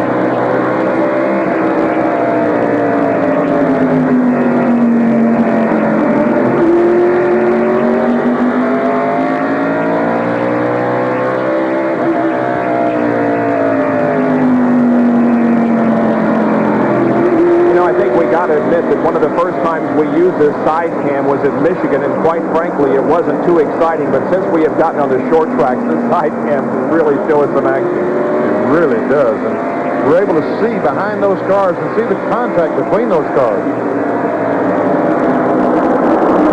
Brett Bodine has a flat right front. Dick Bergeron. Well, Bob Jenkins, he's got a little more than a flat right front. He also hit the wall in the process, and whether that tire became flat after he hit the wall or before was hard to tell, but he thumped a good one going into the first corner. He's had a tough time today. The nose of the car is damaged, left side of the car is damaged. He's basically sitting here waiting for the Mudwork crew to get this car all squared away. Meanwhile, on the racetrack, it is Ernie Irvin trying to fend off Bill Elliott and Alan Kowicki. Now remember, Kowicki lost 2 laps a while ago when he spun here on the main straightaway. He lost 1 lap while he was sitting on the racetrack and then lost another lap in the pits. But 2, 9, and 26 are still on the lead lap. And Ernie Irvin was able to pass Bill Elliott and pull 5 or 6 car lengths ahead of him. Super run today for Ernie Irvin. You mentioned a moment ago, today he's sponsored by Dinner Bell, which is normally the Winkle sponsorship, but because the Winkle team was not up in the points enough to be able to run this race, that's why Ernie Irvin put Dinner Bell on the side of the car with Kroger's blessing. Let's check our Napa race summary to this point.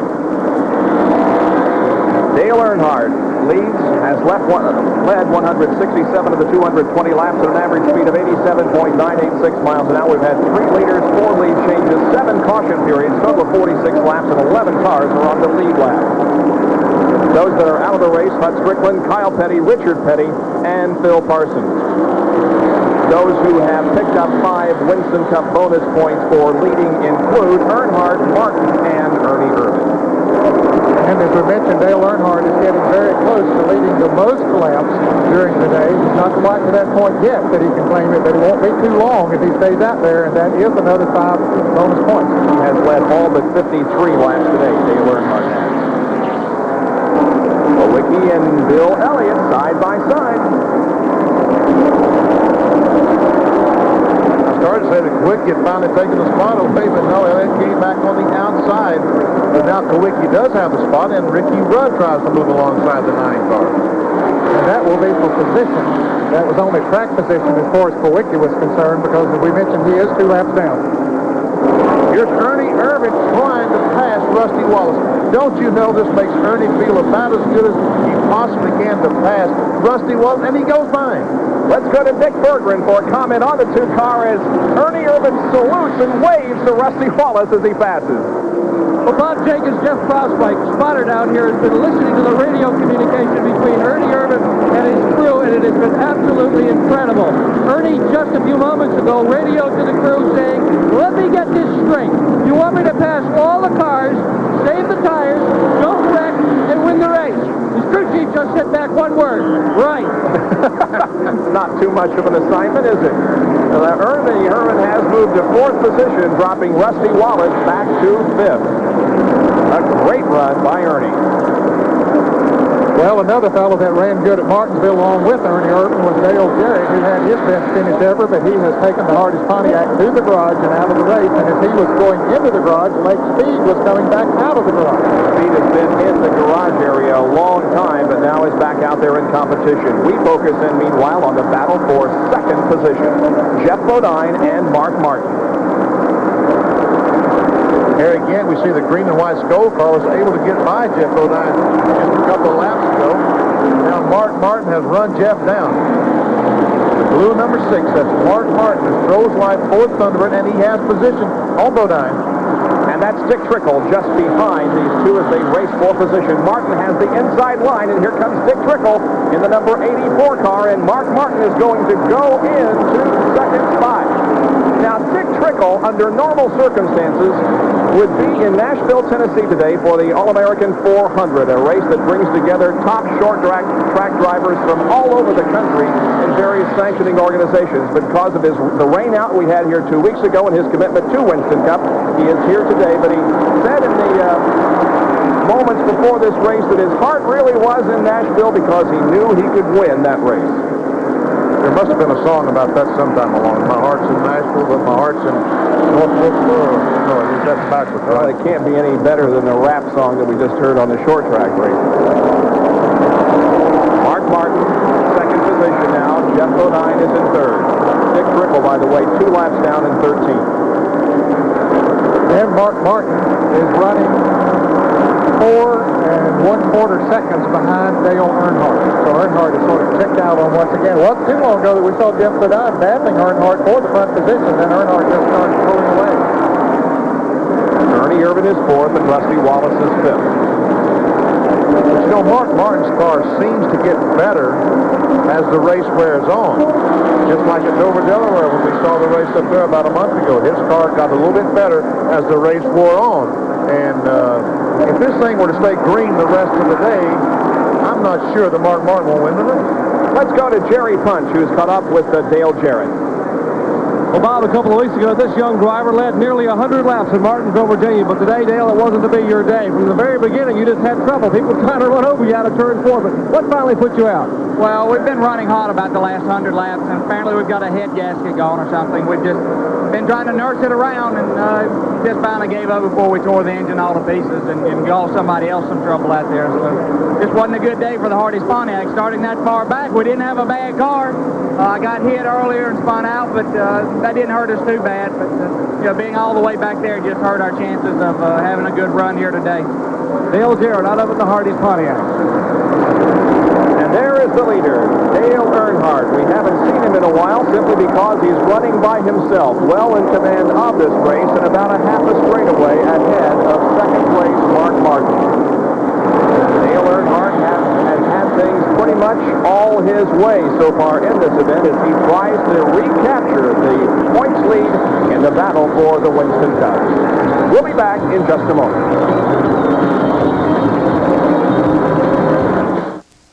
Daryl Waltrip is having trouble on the track. He's dropped back numerous positions. Jerry Punch is there to report on the trouble. There's a discussion going on behind me between Sandy Jones, Jeff Hammond, and the crew. Apparently, Daryl Waltrip has lost the brakes on the car. He is trying to pump the pedal to get a little bit of brake, but he's having to slow down. They have been showing some smoke. Possibly they may have cut a brake line. They may have some brake fluid leaking from the car. The NASCAR official was standing here talking to the people in the tower. They, in turn, are talking to Jeff Hammond and the Tide crew. A tough break for Daryl Waltrip and the Tide Chevrolet. Daryl had remained on the lead lap and remained in the top 10, but now this problem has put him back a few positions. Let's check the top 10 with 248 laps completed. It's Earnhardt leading with Mark Martin second, and Jeff Bodine, Ernie Irvin, and Rusty Wallace. 6 through 10, Ricky Rudd, Bill Elliott, Morgan Shepherd, Terry Labonte, and Ken Schrader. And the 11th car, the only other one on the lead lap, would be Daryl Waltrip. Now, if the race were to end right now, Rusty Wallace would maintain his Winston Cup points lead over Dale Earnhardt by just 5, and Mark Martin would be 137 behind. And, you know, Daryl Waltrip going into this race still had a mathematical shot at the Winston Cup championship, and the problems that he's having right now is just going to put him further behind, and, you know, with only 3 races remaining, he might not have a shot after today. Well, after today, we go next Sunday to Rockingham. There's second place Mark Martin. And he, you know, Mark Martin drives really strange because he's backing off, going in the corner a little earlier than some of the other cars. But once he gets in the corner, he's able to nail that throttle and drive off. And it appears to me like that Mark Martin has just radically changed his style because of the radial tires. What we have right now on bias ply tires slips and slides just like I like it. You know, the back slides a little bit more than the front does, and we can run as hard as we want to run, and we don't have to worry about losing it. We just slip and slide. When we put the radials on and try to do that, I crash. It's that simple. It's that simple. Well, he hasn't, he's got a little bit sideways there, but he hasn't crashed today. But, as I mentioned, 2 weeks ago in practice on Friday, he spun out 3 times trying to qualify.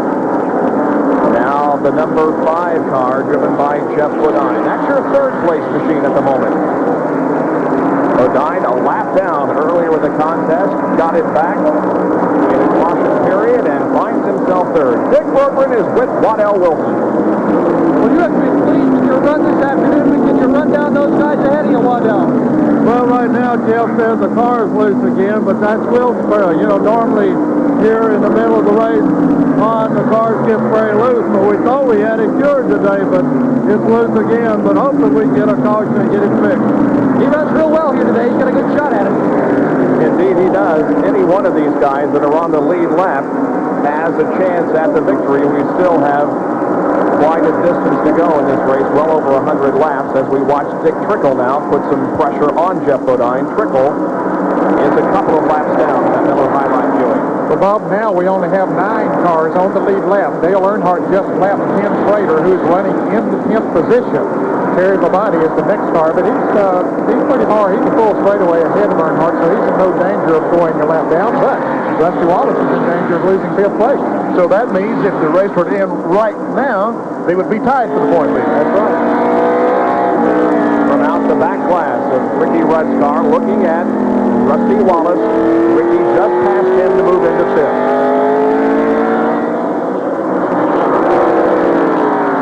Wallace's car not working the way that we normally see that Kodiak Pontiac work on a short track.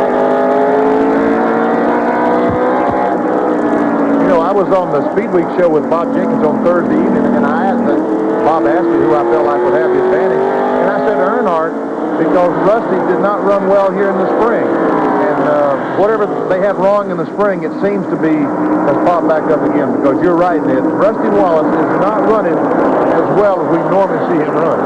He really hasn't been in a punt all day. He's never been up into a position to challenge for the lead. No, he has run good, but just not as good as he normally does. Let's go to Vic Bergman, who is with Rusty's crew chief, Barry Dawson. Well, Darrell, you guys are not running in the leaders at this point. Can you adjust the car? What's wrong with it? We need to adjust it. It's too tight. We thought the track would loosen up. It hadn't happened on this radial tire. We just need a caution, get about 2 rounds of wedge out of it, and we should be a lot better. Well, one of the guys who's run real strong all day is the number 6, Mark Martin. His crew chief with Jerry Punch. Jerry? Well, Steve Mills standing with me. You don't say hard work doesn't pay off. Steve, they say there are 2 kinds of chassis, front steer and rear steer. You had a rear steer and you couldn't win with it. You had a front steer and you weren't satisfied. So what you did, I'm told, you brought a front steer car here and put a rear steer setup under it. People said you were crazy, but you're outrunning most of them. Well, we're outrunning everybody but one rear steer, so maybe we should have brought the rear steer. But the car's working awful good. What keeps happening is we're having a race, a bunch of lap cars, and people that can run as good as us when they throw the green flag. So Dale gets out on fresh tires and drives away. Mark has to use his tires up to get back in position, so by the time we're clear, our tires are gone. So we're just kind of waiting on the caution, hoping we can do a better job on the next stop.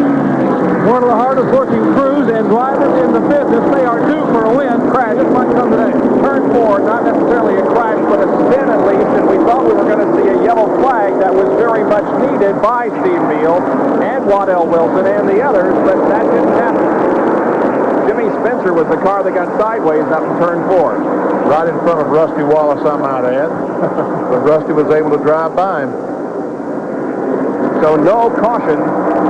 Dale Earnhardt will definitely pick up the 5 bonus points as lap leader for today, having led over 200. Right now we're at 266.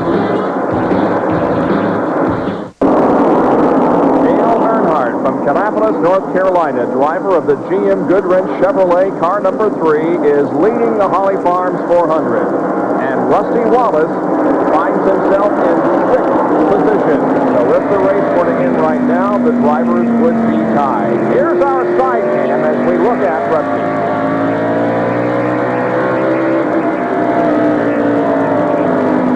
And look at this battle. Ernie Irvin going on the inside of Jeff Bodine and taking over the 4th position. So Ernie Irvin continues to march back towards the front.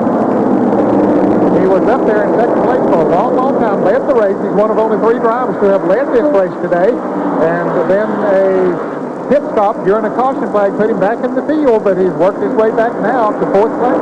So he's trying to better his 6th place finish, which was the best of his career a few weeks ago at Martinsville. And if you wonder who's 3rd, it's Ricky Rudd.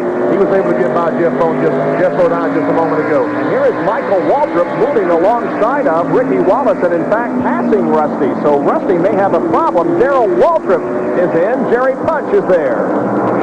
The winningest short track driver of the decade. 34th career short track wins in the 80s, but he's rolling very very slowly down pit road. He does not have any brakes, and Billy Wilburn, Jeff Hammond, and the crew will raise the hood and try to get the brakes fixed. They think they probably have a brake line that has been severed in the left front of the car, and they are going to try to push the car down here and get it fixed. But a 9-time winner of Wilksboro Speedway will not win today. Leader Dale Earnhardt in heavy traffic. Passing Sterling Marlin, and now Dave Marcus is just ahead in the Lifebuoy Chevrolet.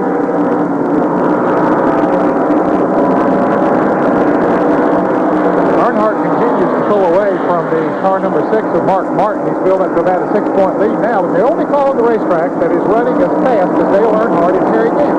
Gant is a lap down, but we'll see him. We'll watch Earnhardt go into the turn. We'll see Gant come into the picture here very quickly. Now you can see Earnhardt at the front of him, so he's not too far behind Earnhardt. He's going through all that traffic good. Spin up in turn 4. Michael Waltrip loops just ahead of Rusty Wallace, but Rusty manages to get by without being touched. And here comes Harry again, going to get his lap back. Yes, he does. Oh, he almost got squeezed against the wall by Dave Marcus, but Gant did indeed get the lap back. He will be a fellow to be reckoned with, gentlemen, in the last half of this race. Wow, all kinds of action there. Rusty Wallace just getting the lap back, but nearly getting squeezed against the wall by Dave Marcus. And there is Michael Waltrip, who caused this yellow by spinning in turn 4. And he was directly in front of Rusty Wallace. Was he? Directly. Yeah, Rusty's got to feel that he's living a charmed life. Oh, Michael is having a few words to say to Rusty Wallace. There might have been a little bit of contact between the two boys. The lap before there had been some. I looked at it out on the racetrack, and there had been a little contact between them, and maybe there was a little bit more that time around. The leader in the pit, Dale Earnhardt. Jerry Punch right there to call it. Earnhardt's Goodrich Chevrolet crew working on the car. It will be a 4-tire change as per usual. Lots of straights and stretches on the left side of the Goodrich Chevrolet, indicating a lot of battle scars. Let's go up to Mark Martin's pit and Dick Bergeron. They're also going to do a 4-tire change up here. Rusty Wallace team as well doing a 4-tire change. Wallace changing the wedge on their car. The crew from Mark Martin almost done with their tire change. Here he goes. Great job for Mark Martin. He's out. But Dale Earnhardt was out first. Here comes everybody else. There goes Rusty, Derek Cope. But I coming out a little bit late. Ernie Irvin was also late getting out. Ken Schrader. Yeah. There's Harry Gant. Yep. So he will be back near the end. In fact, he probably will be at the end of the lead lap. He will be probably the 10th car on the lead lap. Let's take a look at the replay of Michael Waltrip's spin. Here he is just behind Jeff Bodine. And ahead, remember, of Rusty Wallace. Moving into turn 3, the spin will occur in turn 4. It's coming up here shortly.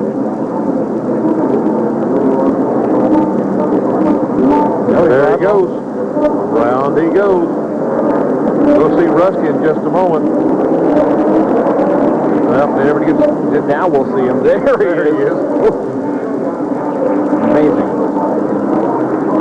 But Rusty got through unscathed. Michael Waltrip is seeing his brother Daryl in once again. Jerry Punch is right there.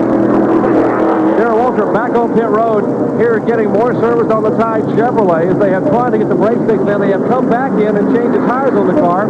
They are looking over the area of the master cylinder. Daryl Waltrip having his troubles here at a Wilkesboro Speedway. One driver is not having his problems is Dale Earnhardt. He shows the way. Stay tuned.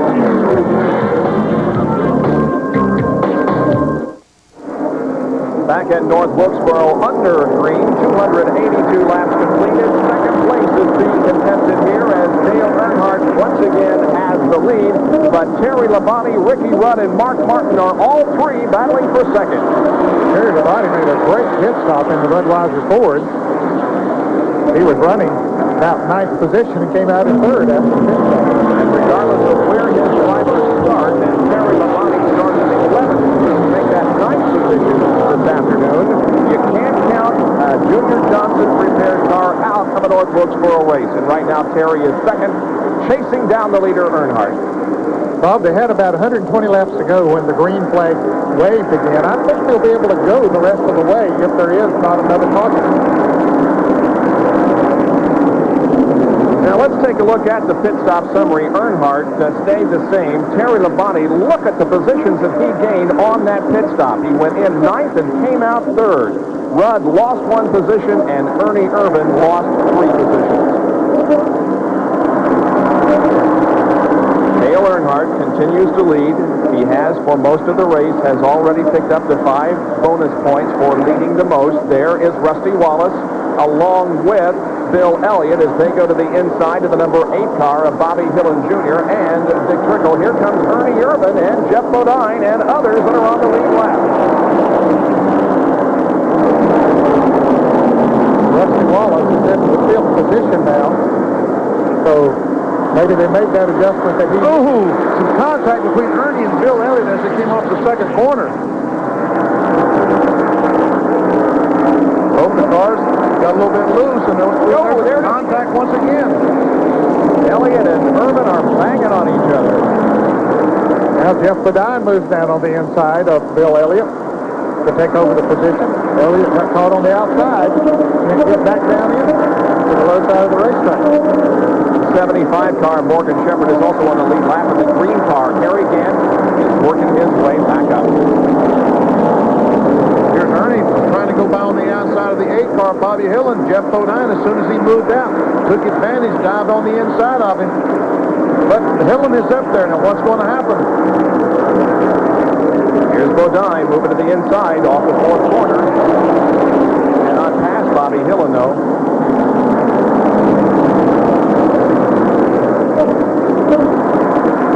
Bodine is now in 6th. Ernie Irvan is in 7th. 8th is Elliott. 9th, Morgan Shepherd, and 10th is Harry Gant. And Terry Labonte, meanwhile, is really closing in now on Dale Earnhardt. He's knocking down that advantage. You know, before that caution came out, we mentioned that he was in 9th position. He was about 3/4 of a lap behind Earnhardt and was losing ground every lap. Now, after that great pit stop, coming out in 3rd place, he has moved right up on the back bumper of Dale Earnhardt. And let's hear from the man himself, Junior Johnson. He's with Dick Berger. Well, here's the master of North Wilkesboro. Junior, can you pull it off? What can you do to win this? Well, I think we're in real good shape. We did all the car tests here for the radio car just about 3 or 4 years ago. And we've had a lot of experience here with the radio car, but Earnhardt's going to be tough. I think we can stay with him, but I don't know if we can beat him. Well, we'll find out in about 115 laps. Well, we'll know then. Well, as you guys have said many times, catching is one thing, passing is another. And there is Terry Labonte's last 3 finishes. You can see his best is an 11. Junior Johnson, by the way, 18 wins here at North Wilkesboro. Terry Labonte, his driver, is in 2nd, and he is that close from the leader, Dale Earnhardt. We're glad you could join us on this Sunday afternoon from Winston Cup Racing from North Wilkesboro. With 100 laps to go here at North Wilkesboro, here is the story. Dale Earnhardt is the leader of the race with Terry Labonte closing in. Rusty Wallace is running 6th. If the race were to end right now, there will be a tie for the Winston Cup points lead. Labonte has really come on strong in the last few laps and finds himself now just a few car lengths back of Earnhardt. 3rd is Mark Martin. 4th, Ricky Rudd. 5th is Jeff Bodine. 6th is Rusty Wallace. 7th, Elliott. 8th is Harry Gant. 9th is Morgan Shepherd. And 10th is Ernie Irvan. And those are the cars that are on the lead lap. It appears as though Earnhardt in the black 3, the white and red number 11, and Labonte evenly matched now. Here is Ernie Irvan in number 2 as he continues to be on the lead lap, but instead of running in the top 5, he now finds himself in 10th position. He has really been in some heavy traffic. He, Harry Gant, and Morgan Shepherd, Bill Elliott were all racing for position there with some lap cars. They were trying to get around Bobby Dillon and Jimmy Spencer, and Ernie got pushed a little high coming off of turn 4, and that cost him several positions. Morgan Shepherd running alongside of the 88 car of Jimmy Spencer as they touch, and Michael Waltrip is in the pit area. Now that's the reason why we're not showing you our side cam shots that we had for you earlier in the race, but Michael Waltrip is in the pits and the hood is up on that car as they work on it and try to get it back out there. There's Harry Gant trying to pass Bill Elliott. This is about 7th spot, and Sterling Marlin is spun coming off the 4th corner. Kyle Petty driving that car now. He got in it a little while ago. I assume he's still in it. Kyle Petty. There is Kyle Petty in the 94 car as the caution comes out for the 9th time this afternoon. The Ultra Sunoco Oldsmobile headed backwards on the racetrack. That's Sterling Marlin's car, but again, we assume that Kyle Petty is still in it as he relieved Sterling a few laps ago. Okay, the pit stop time again. No question but what they can go the rest of the way from here. Of course, they could have anyway. As far as gas was concerned, they only had 120 laps to go when the green flag waved before, but now the caution out, and I'll bet they'll all come in for new tires. We shall see in a half a lap. This is the break that Harry Gant needed because, as me and Jarrett mentioned, he was an awfully fast race car, but in the middle of heavy traffic, Earnhardt had pulled away for about a half lap advantage. Now Harry Gant able to make a pit stop and pull up in about 5th or 6th spot behind Earnhardt. Let's see if they pit. Yep, here comes Dale Earnhardt. Jerry Punch will call the stops by the leader. Dale Earnhardt brings the Goodrich Chevrolet in.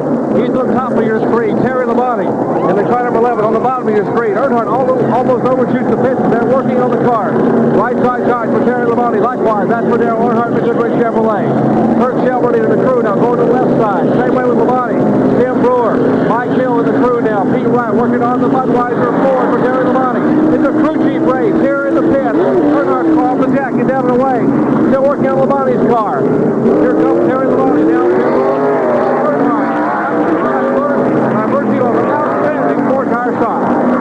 Well, Jerry, evidently Mark Martin only took on 2 tires because he beat them all out. So Mark Martin should be the leader of this race once we restart it because he got out ahead of both of them. I think he only took on right side tires. Well, we will be answering that question in just a few moments. Meanwhile, we're going to take another break while we are under caution here at North Wilkesboro in the Holly Farms 400. Stay with us.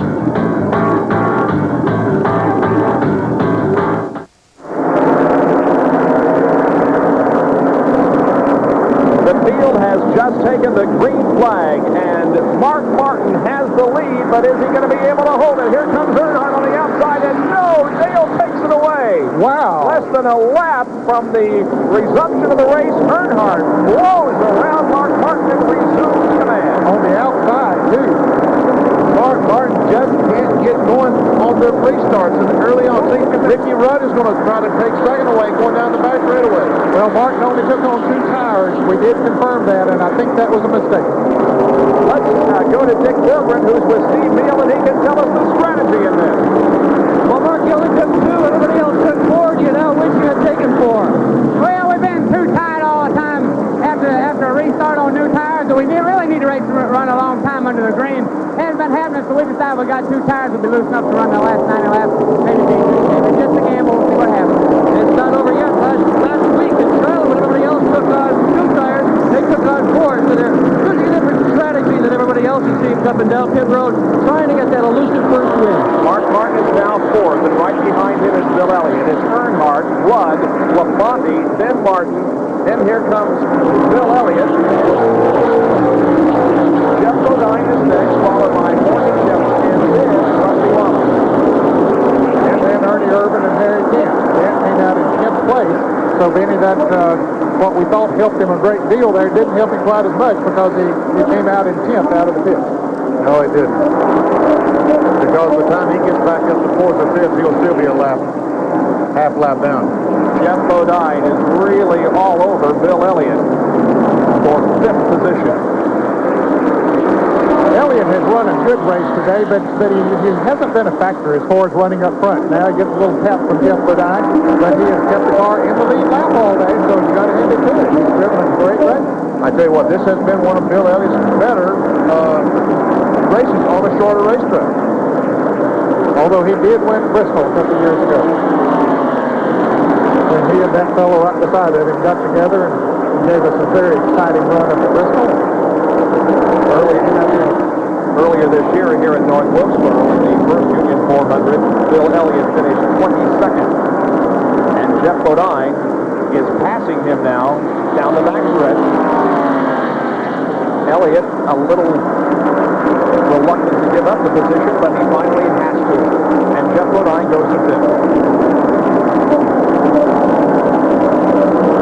Morgan Shepherd, Rusty Wallace, here again. Ernie Irvin. All those cars on the lead lap. Also, Kenny Schrader, the orange car, maroon car behind Ernie. Well, he's a lap down. Schrader is a lap down. Earnhardt lapped him. There is Rusty Wallace, who is just ahead of Harry Gant. Running in 8th place. And I'll tell you what, now, if the race were to end, Rusty would lose the lead. Yes, he would. Dale Earnhardt would be in the lead, I believe, by 10 points. 9 or 10. Well, you know, in the Charlotte Observer today, Tom Higgins wrote a quote from Rusty Wallace. He said, I feel like I will lose the championship, the lead back to Earnhardt, right? The points chase, but I'm still going to win the championship. There you can see some of the cars that are out of the race, and Rick Wilson and Derek Cope remain behind the wall. That is interesting that Rusty would say he thinks he's going to lose the points league, but eventually win the championship. Now, coming up, by the way, the last 3 races will be here on ESPN for you to enjoy as you follow the Winston Cup battle with us next Sunday at Rockingham, North Carolina Motor Speedway. And then a couple of weeks after that, it'll be Phoenix, Arizona. Our second visit to that track for Winston Cup competition. We'll close it out in Atlanta. Harry Gant had a nose up under Rusty Wallace, but Gant saw Larry Pearson up in front of him, and he had to back off, get down on the inside of the track. He'll get another run at it here. No in-car shots at the moment because our helicopter has had to land for fuel. We'll be back up before the end of the race, hopefully, as we watch Rusty Wallace. And Jeff Bodine has just passed Mark Martin to take the 4th spot away. Levi Garrett Chevrolet running awfully strong today. Bodine doing a super job getting through this traffic. He's a little less than 3 seconds behind Dale Earnhardt now. We'll park him in a few more laps and see if he's able to pick up on him once he got out in the clear round.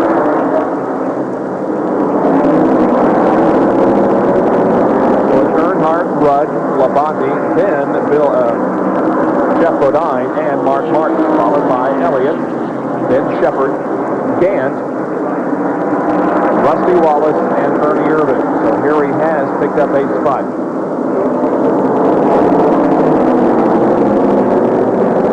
The 11 car of Labonte.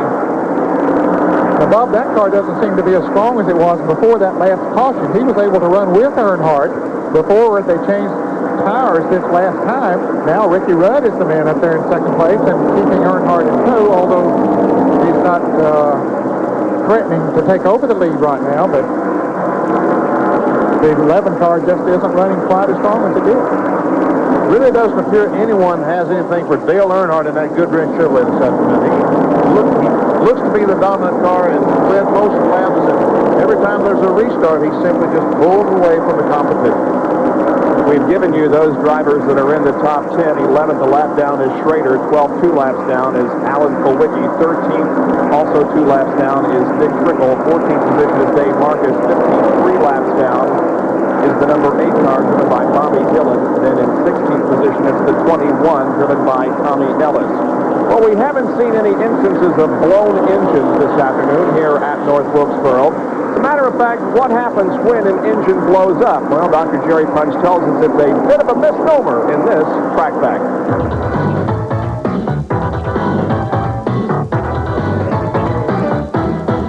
Track facts are brought to you by the Robert Bosch Corporation, makers of Bosch Platinum, the ultimate spark plug.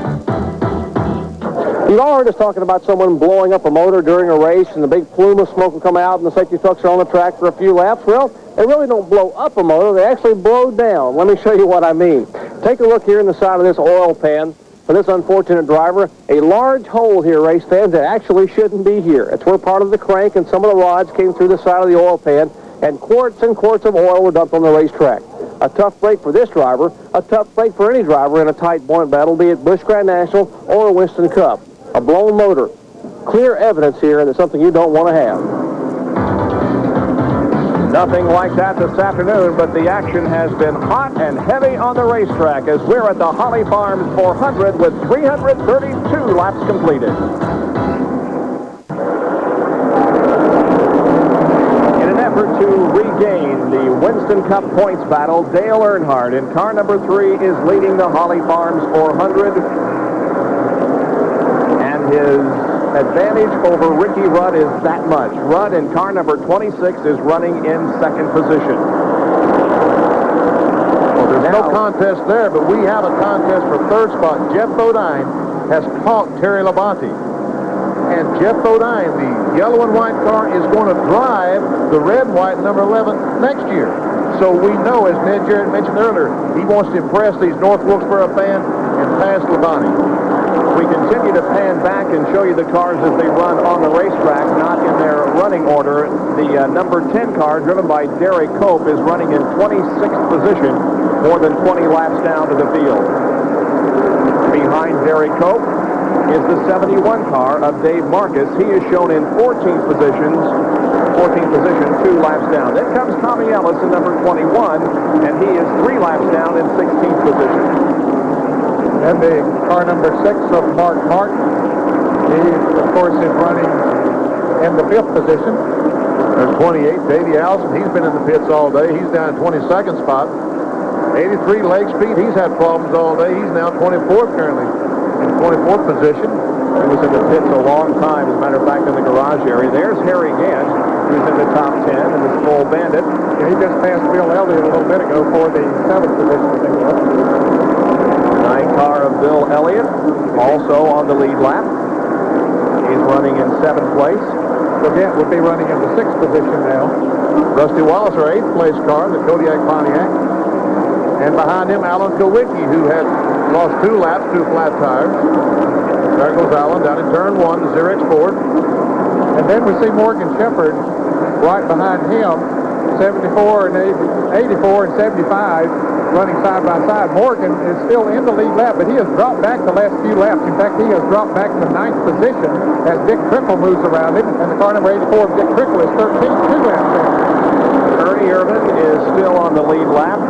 The 10th and final car on the lead lap in number 2. The number 30 car is Michael Waltrip. He's been up and down all day and currently 21st. 57 car, Hud Strickland.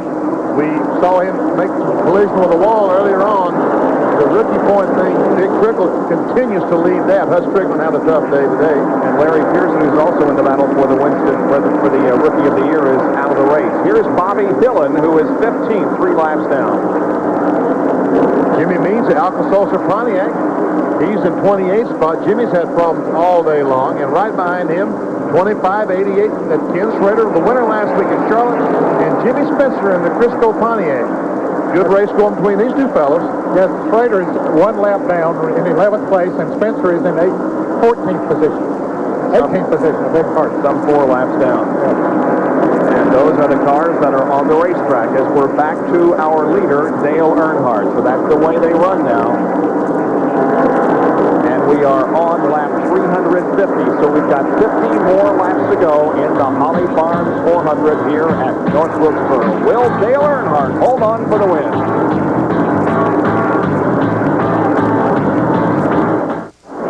Dale Earnhardt has led most of the way in this race so far. He was a pole sitter, and of course we started according to points before Charlotte, and he took the lead at the beginning of the race and has held it most of the time. You know, they're talking about race car drivers hearing noises in their cars, as well as that car has run today. And as early as he went out of the race last week at Charlotte, he supposed that Earnhardt is concerned about what could go wrong with this car today. Is it going to happen? Am I going to be able to stay out here?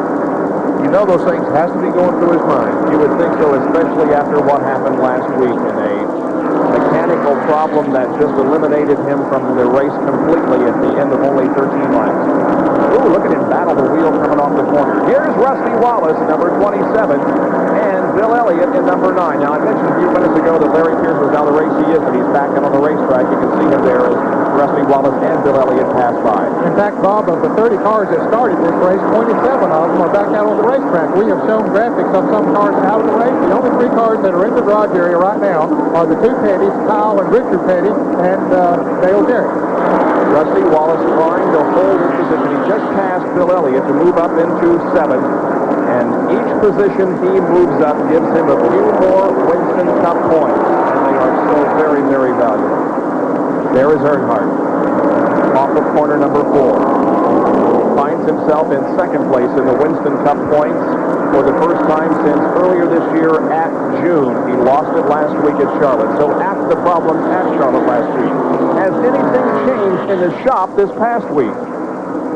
What broke at Charlotte was just camshaft broke. You know, that's material. You can't do anything about metal breaking. If it gives up, it gives up.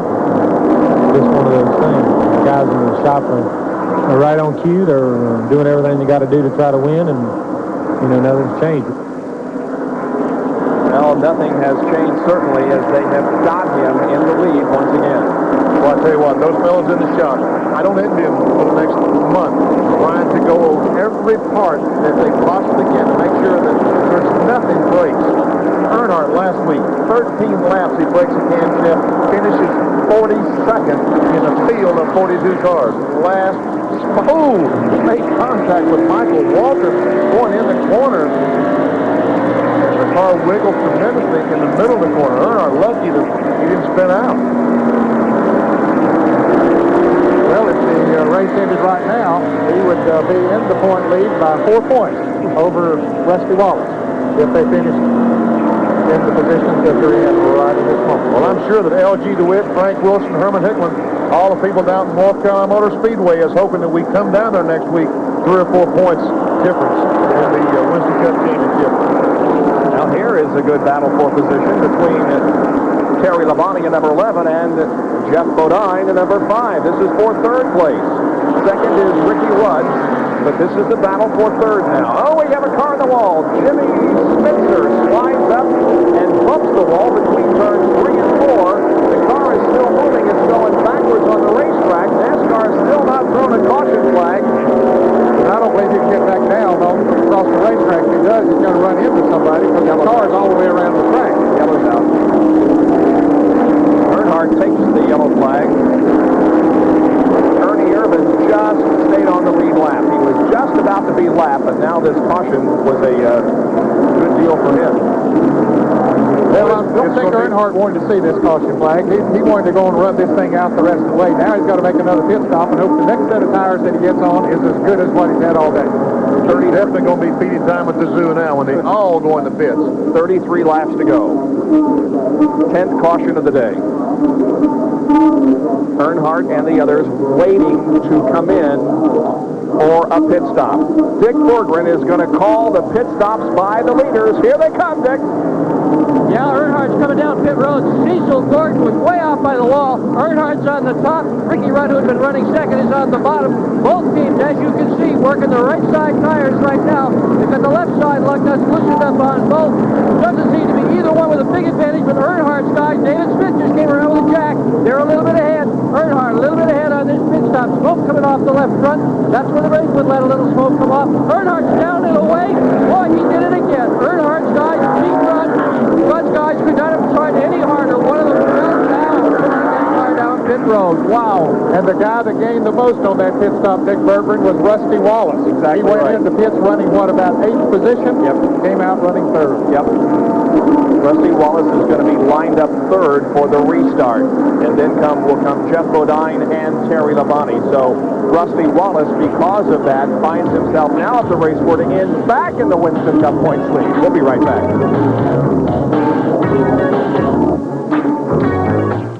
Rusty Wallace running 3rd, but look at the positions that he picked up in the pits. He went in 7th, came out 3rd, but we've got to remind you that Rusty Wallace took on only 2 tires, and most everybody else got 4. And you can see perhaps right now that being evident as here comes Jeff Bodine and Terry Labonte and Bill Elliott. Yeah, that 2-tire change might have cost him like it did Mark Martin a moment ago, but Nascar had been pushing all day, and Mark Martin had to, and so they chose to gamble that way to try to get the track position, but just lost 3rd position. Jeff Bodine. Jeffrey going down another position as Terry Labonte takes 5th away. Rusty is in 5th. Ooh, and Bill Elliott gets sideways after contact from behind by Mark Martin. Yep, on the opposite place.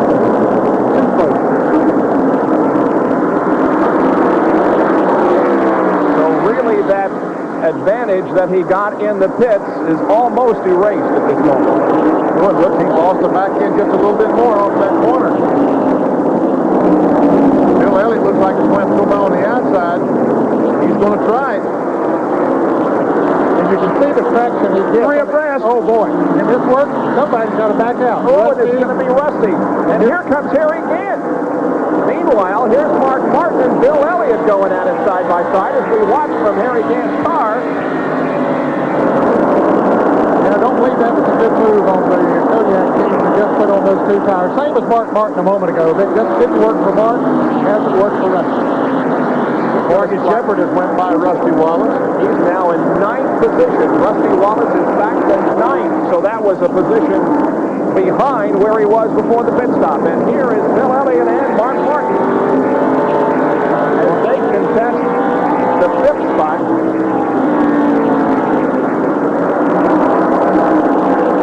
Elliott has 5th at the moment, but there's Mark Martin on the low side. Harry Gant just sitting there waiting for a place to open up that he can put that sole automobile in.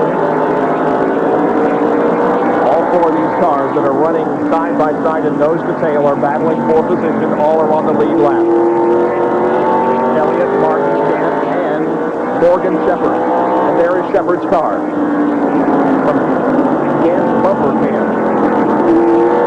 Back to the leaders. Meanwhile, it is Earnhardt who now is beginning to get some green in his rear view there as here comes Ricky Rudd. Remember last year here at this race, Rudd with an outstanding performance. That was a pure later replay, and it looks almost identical to last year's race.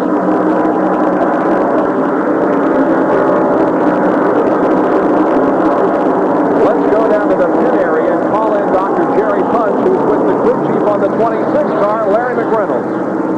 They are cheering their driver in the pits here. The crew, the Quaker State crew now jumping around as Larry Mcreynolds watches the laps count off one by one, watching his driver and waiting, hoping maybe for a victory. Last year, the car is so strong here in the short track.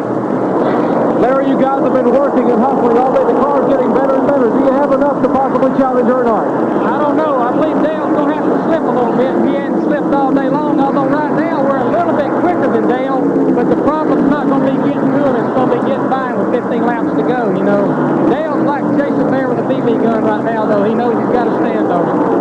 Well, Ricky Rudd's got his work cut out for him. Mcreynolds and the crew, all they can do is stand here and watch.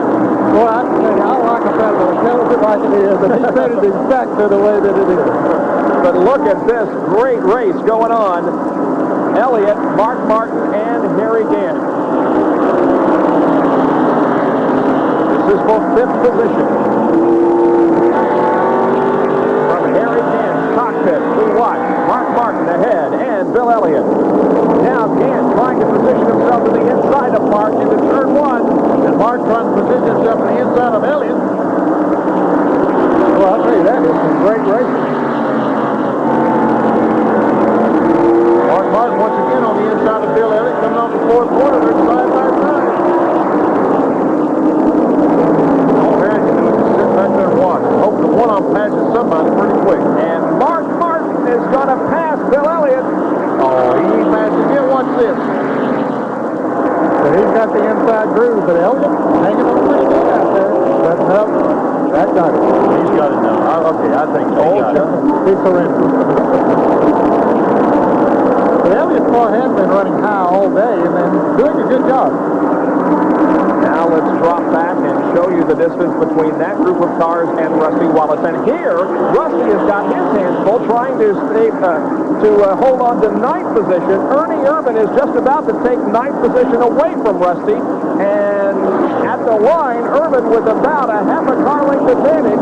This is the battle for 9th position and the final spot on the lead lap. And Ernie Irvin, as they come out of corner number 2 down the backstretch, has a slight advantage. But Rusty is going to battle to the end to hold on. Well, I'll bet Barry Dodson and the Kodiak crew would like to make that pit stop over again. And Rusty Wallace has now fallen back to 10th position as the final car on the lead lap because he only took 2 tires in the most recent pit stops. We're 11 laps from the end of the Holly Farms 400.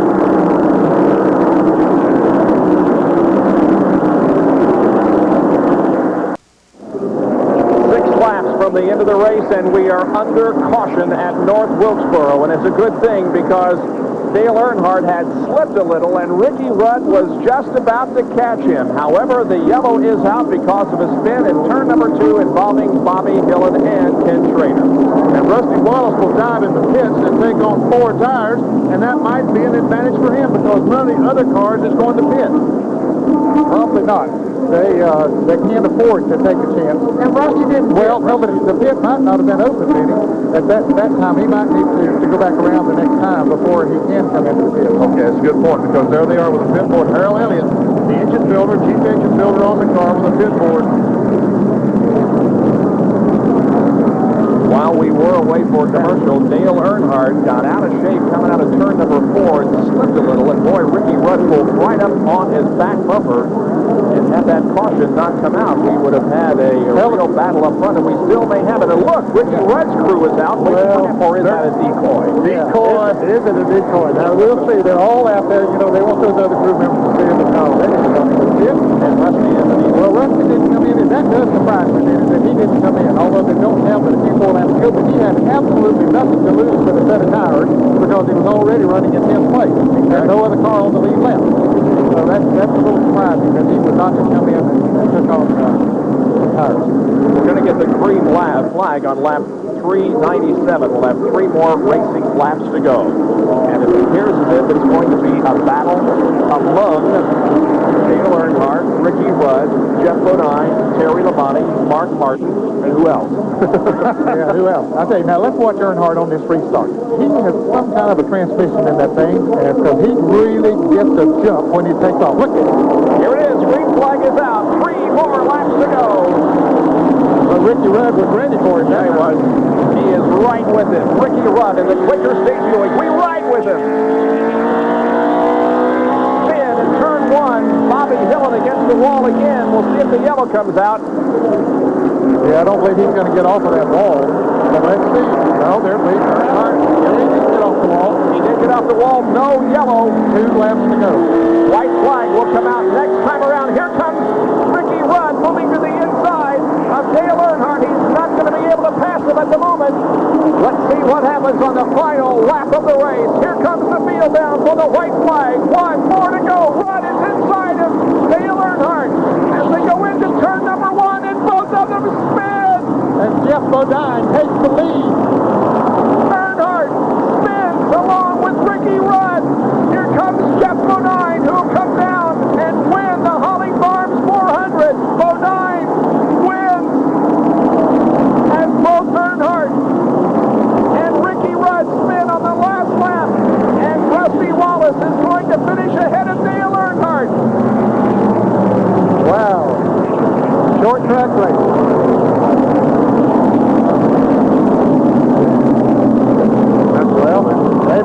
Maybe Rusty Wallace and them knew what they were doing by not coming into the field. Wow. The final short track race of 1980 of the decade ends, and boy, it had a tremendous ending. As Ricky Rudd and Dale Earnhardt spun on the last lap, giving Jeff Bodine, who was running in 3rd position, the win. And more importantly, Rusty Wallace, who was running in 10th position, finished ahead of Dale Earnhardt. He finished 7th. Earnhardt finished 10th. And so he maintains the lead. Let's go to Dick Bergman, who's with Childress. Well, Richard, you had quite a view of that thing. What do you see happen? It was just racing hard. I couldn't tell. Ricky got into Dale. Well, I don't know. Y'all seen it too. What were you telling your driver? You were just talking to Dale. What were you telling him, and what was he telling you? I just told all of them to be cool. You know, we just can't afford no trouble now. We give it our best shot. That's the way it's going. Now they're looking up pit road. Now the crews are going up pit road. Everybody's headed up pit road right now. Both the Childress crew is on its way up pit road, and also the Quaker State crew on the way up pit road. And while all this is happening, Jeff Bodine has pulled into victory lane and wins the Holly Farms 400. We'll be right back.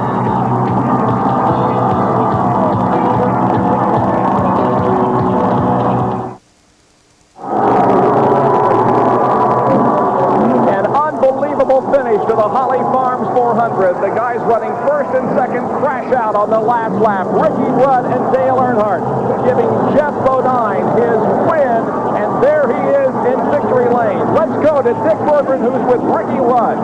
Ricky, what happened up there? Well, I don't know. Dale and I got together. His handling went away after that last restart, and I got on the inside of him. I felt like he came down on me. I don't know. All I know is we got together. You know, I hated that happened. We were going to have a good run for the victory there. You guys had a conversation after this was all over. What was said? I think we're discussing the weather. I believe that talking about it was a pretty warm day out there today. Ricky Rudd with a good run, but it didn't end in victory lane for him here this afternoon. Everybody's caught, and the weather is very nice indeed. And here's a replay now of the action that occurred when the two came into the pits. That's Chocolate Myers, who is having a discussion with some of the members of the Ricky Rudd team. There's Larry Mcreynolds, whole official, to say, okay, guys, cool it. The race is over, and there's no sense crying over spilled milk. Jeff Bodine, meanwhile, benefits from all of this and wins the Holly Farms 400. And our winner circle interview being brought to you by the Sears Die-Hard Battery, now with more power when you need it much. Here's Jarrett. Jeff Bodine getting a big hug from wife Kathy. Jeff, congratulations on a great win. Here it was. Exciting. That's what Winston Cup racing is all about. I remember this race last year. I was sliding sideways in the third and fourth corner and got beat. I was kind of hoping they'd do that. Ricky was running good. He got under Dale, and they just bumped down there. That's just hard racing, good racing. I guess they're discussing it out on pit row. I'd like to see that, but you know, I hate to say that a place is owed me, but this place really has. We've come real close a lot of times, and last year and even this year. Finally got it. It feels great. It shows that. Here, Rick, it shows the character of this team, and even though we're not going to be together, right, buddy? We're still friends, and we're still racing hard, and we're always going to be friends. Always. Great job. Great job. Well, your win today, Rick Hendrick, the car owner, your win today clinches a 7th consecutive Manufacturers Championship for Chevrolet. And you did it the hard way from a lap down. Well, we did. I'm glad for Chevrolet. I won't be with them next year. I'm going to be with Ford, but I'm glad we did this for Chevrolet and finally got a win this year. It's been a long time, but we're going to miss you, Rick. Miss you, Jeff. Love you, buddy. Poignant here in victory lane as Jeff Bodine wins the Holly Farms 400. An exciting last 3 laps. And he broke a 41-race winless streak, his last at Pocono in 1988. And there are the unofficial point standings at the conclusion of this race. Rusty Wallace holds on to the Winston Cup points lead, but it's only by 37 now over Dale Earnhardt. And Mark Martin finds himself 128 behind the leader, Rusty Wallace. Next week at Rockingham, North Carolina, then at Phoenix, and then Atlanta. Our top 20 finishers here this afternoon. The winner, Jeff Bodine, Mark Martin second, Terry Labonte, Harry Gant, and Morgan Shepherd. Finishing 6 through 10, Bill Elliott, Rusty Wallace, Ernie Irvin, Ricky Rudd, and Dale Earnhardt. 11th was Kowicki, 12th Dick Trickle, 13th Ken Schrader, 14th Dave Marcus, 15th Tommy Ellis, and then finishing in the 16th through 20th positions. We will check into, there they are, Bodine, Spencer, Hillen, and Waltrip. Dick Bergman is with Dale Earnhardt. Dale, what happened up there? Well, how do you see it? You obviously were involved. I gave him the whole bottom lane. Dale Earnhardt obviously upset about this situation. Obviously not. How will this affect your championship view from here on? You got 3 more to go. They ought to find it some bit that make him do it after the rest of the year.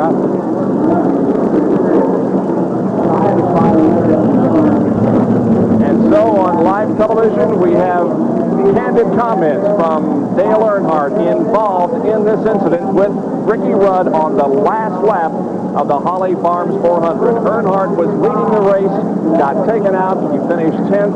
Rusty Wallace went on to maintain the Winston Cup points lead, and, well, Jeff Bodine, who was running third, came out as the winner of the race. Well, last year, as he said, he got in a similar situation, and he finished third. This year, he finished first. And I'm telling you what, it was an unbelievable finish. But as someone said, Jeff Bodine said, that's what Winston Cup racing is all about. We are always continually having finishes like that. How we do it, I don't know. And we've got 3 more races to go, and I think you can pretty much bet that it's going to be that kind of finish to the 1989 Winston Cup season.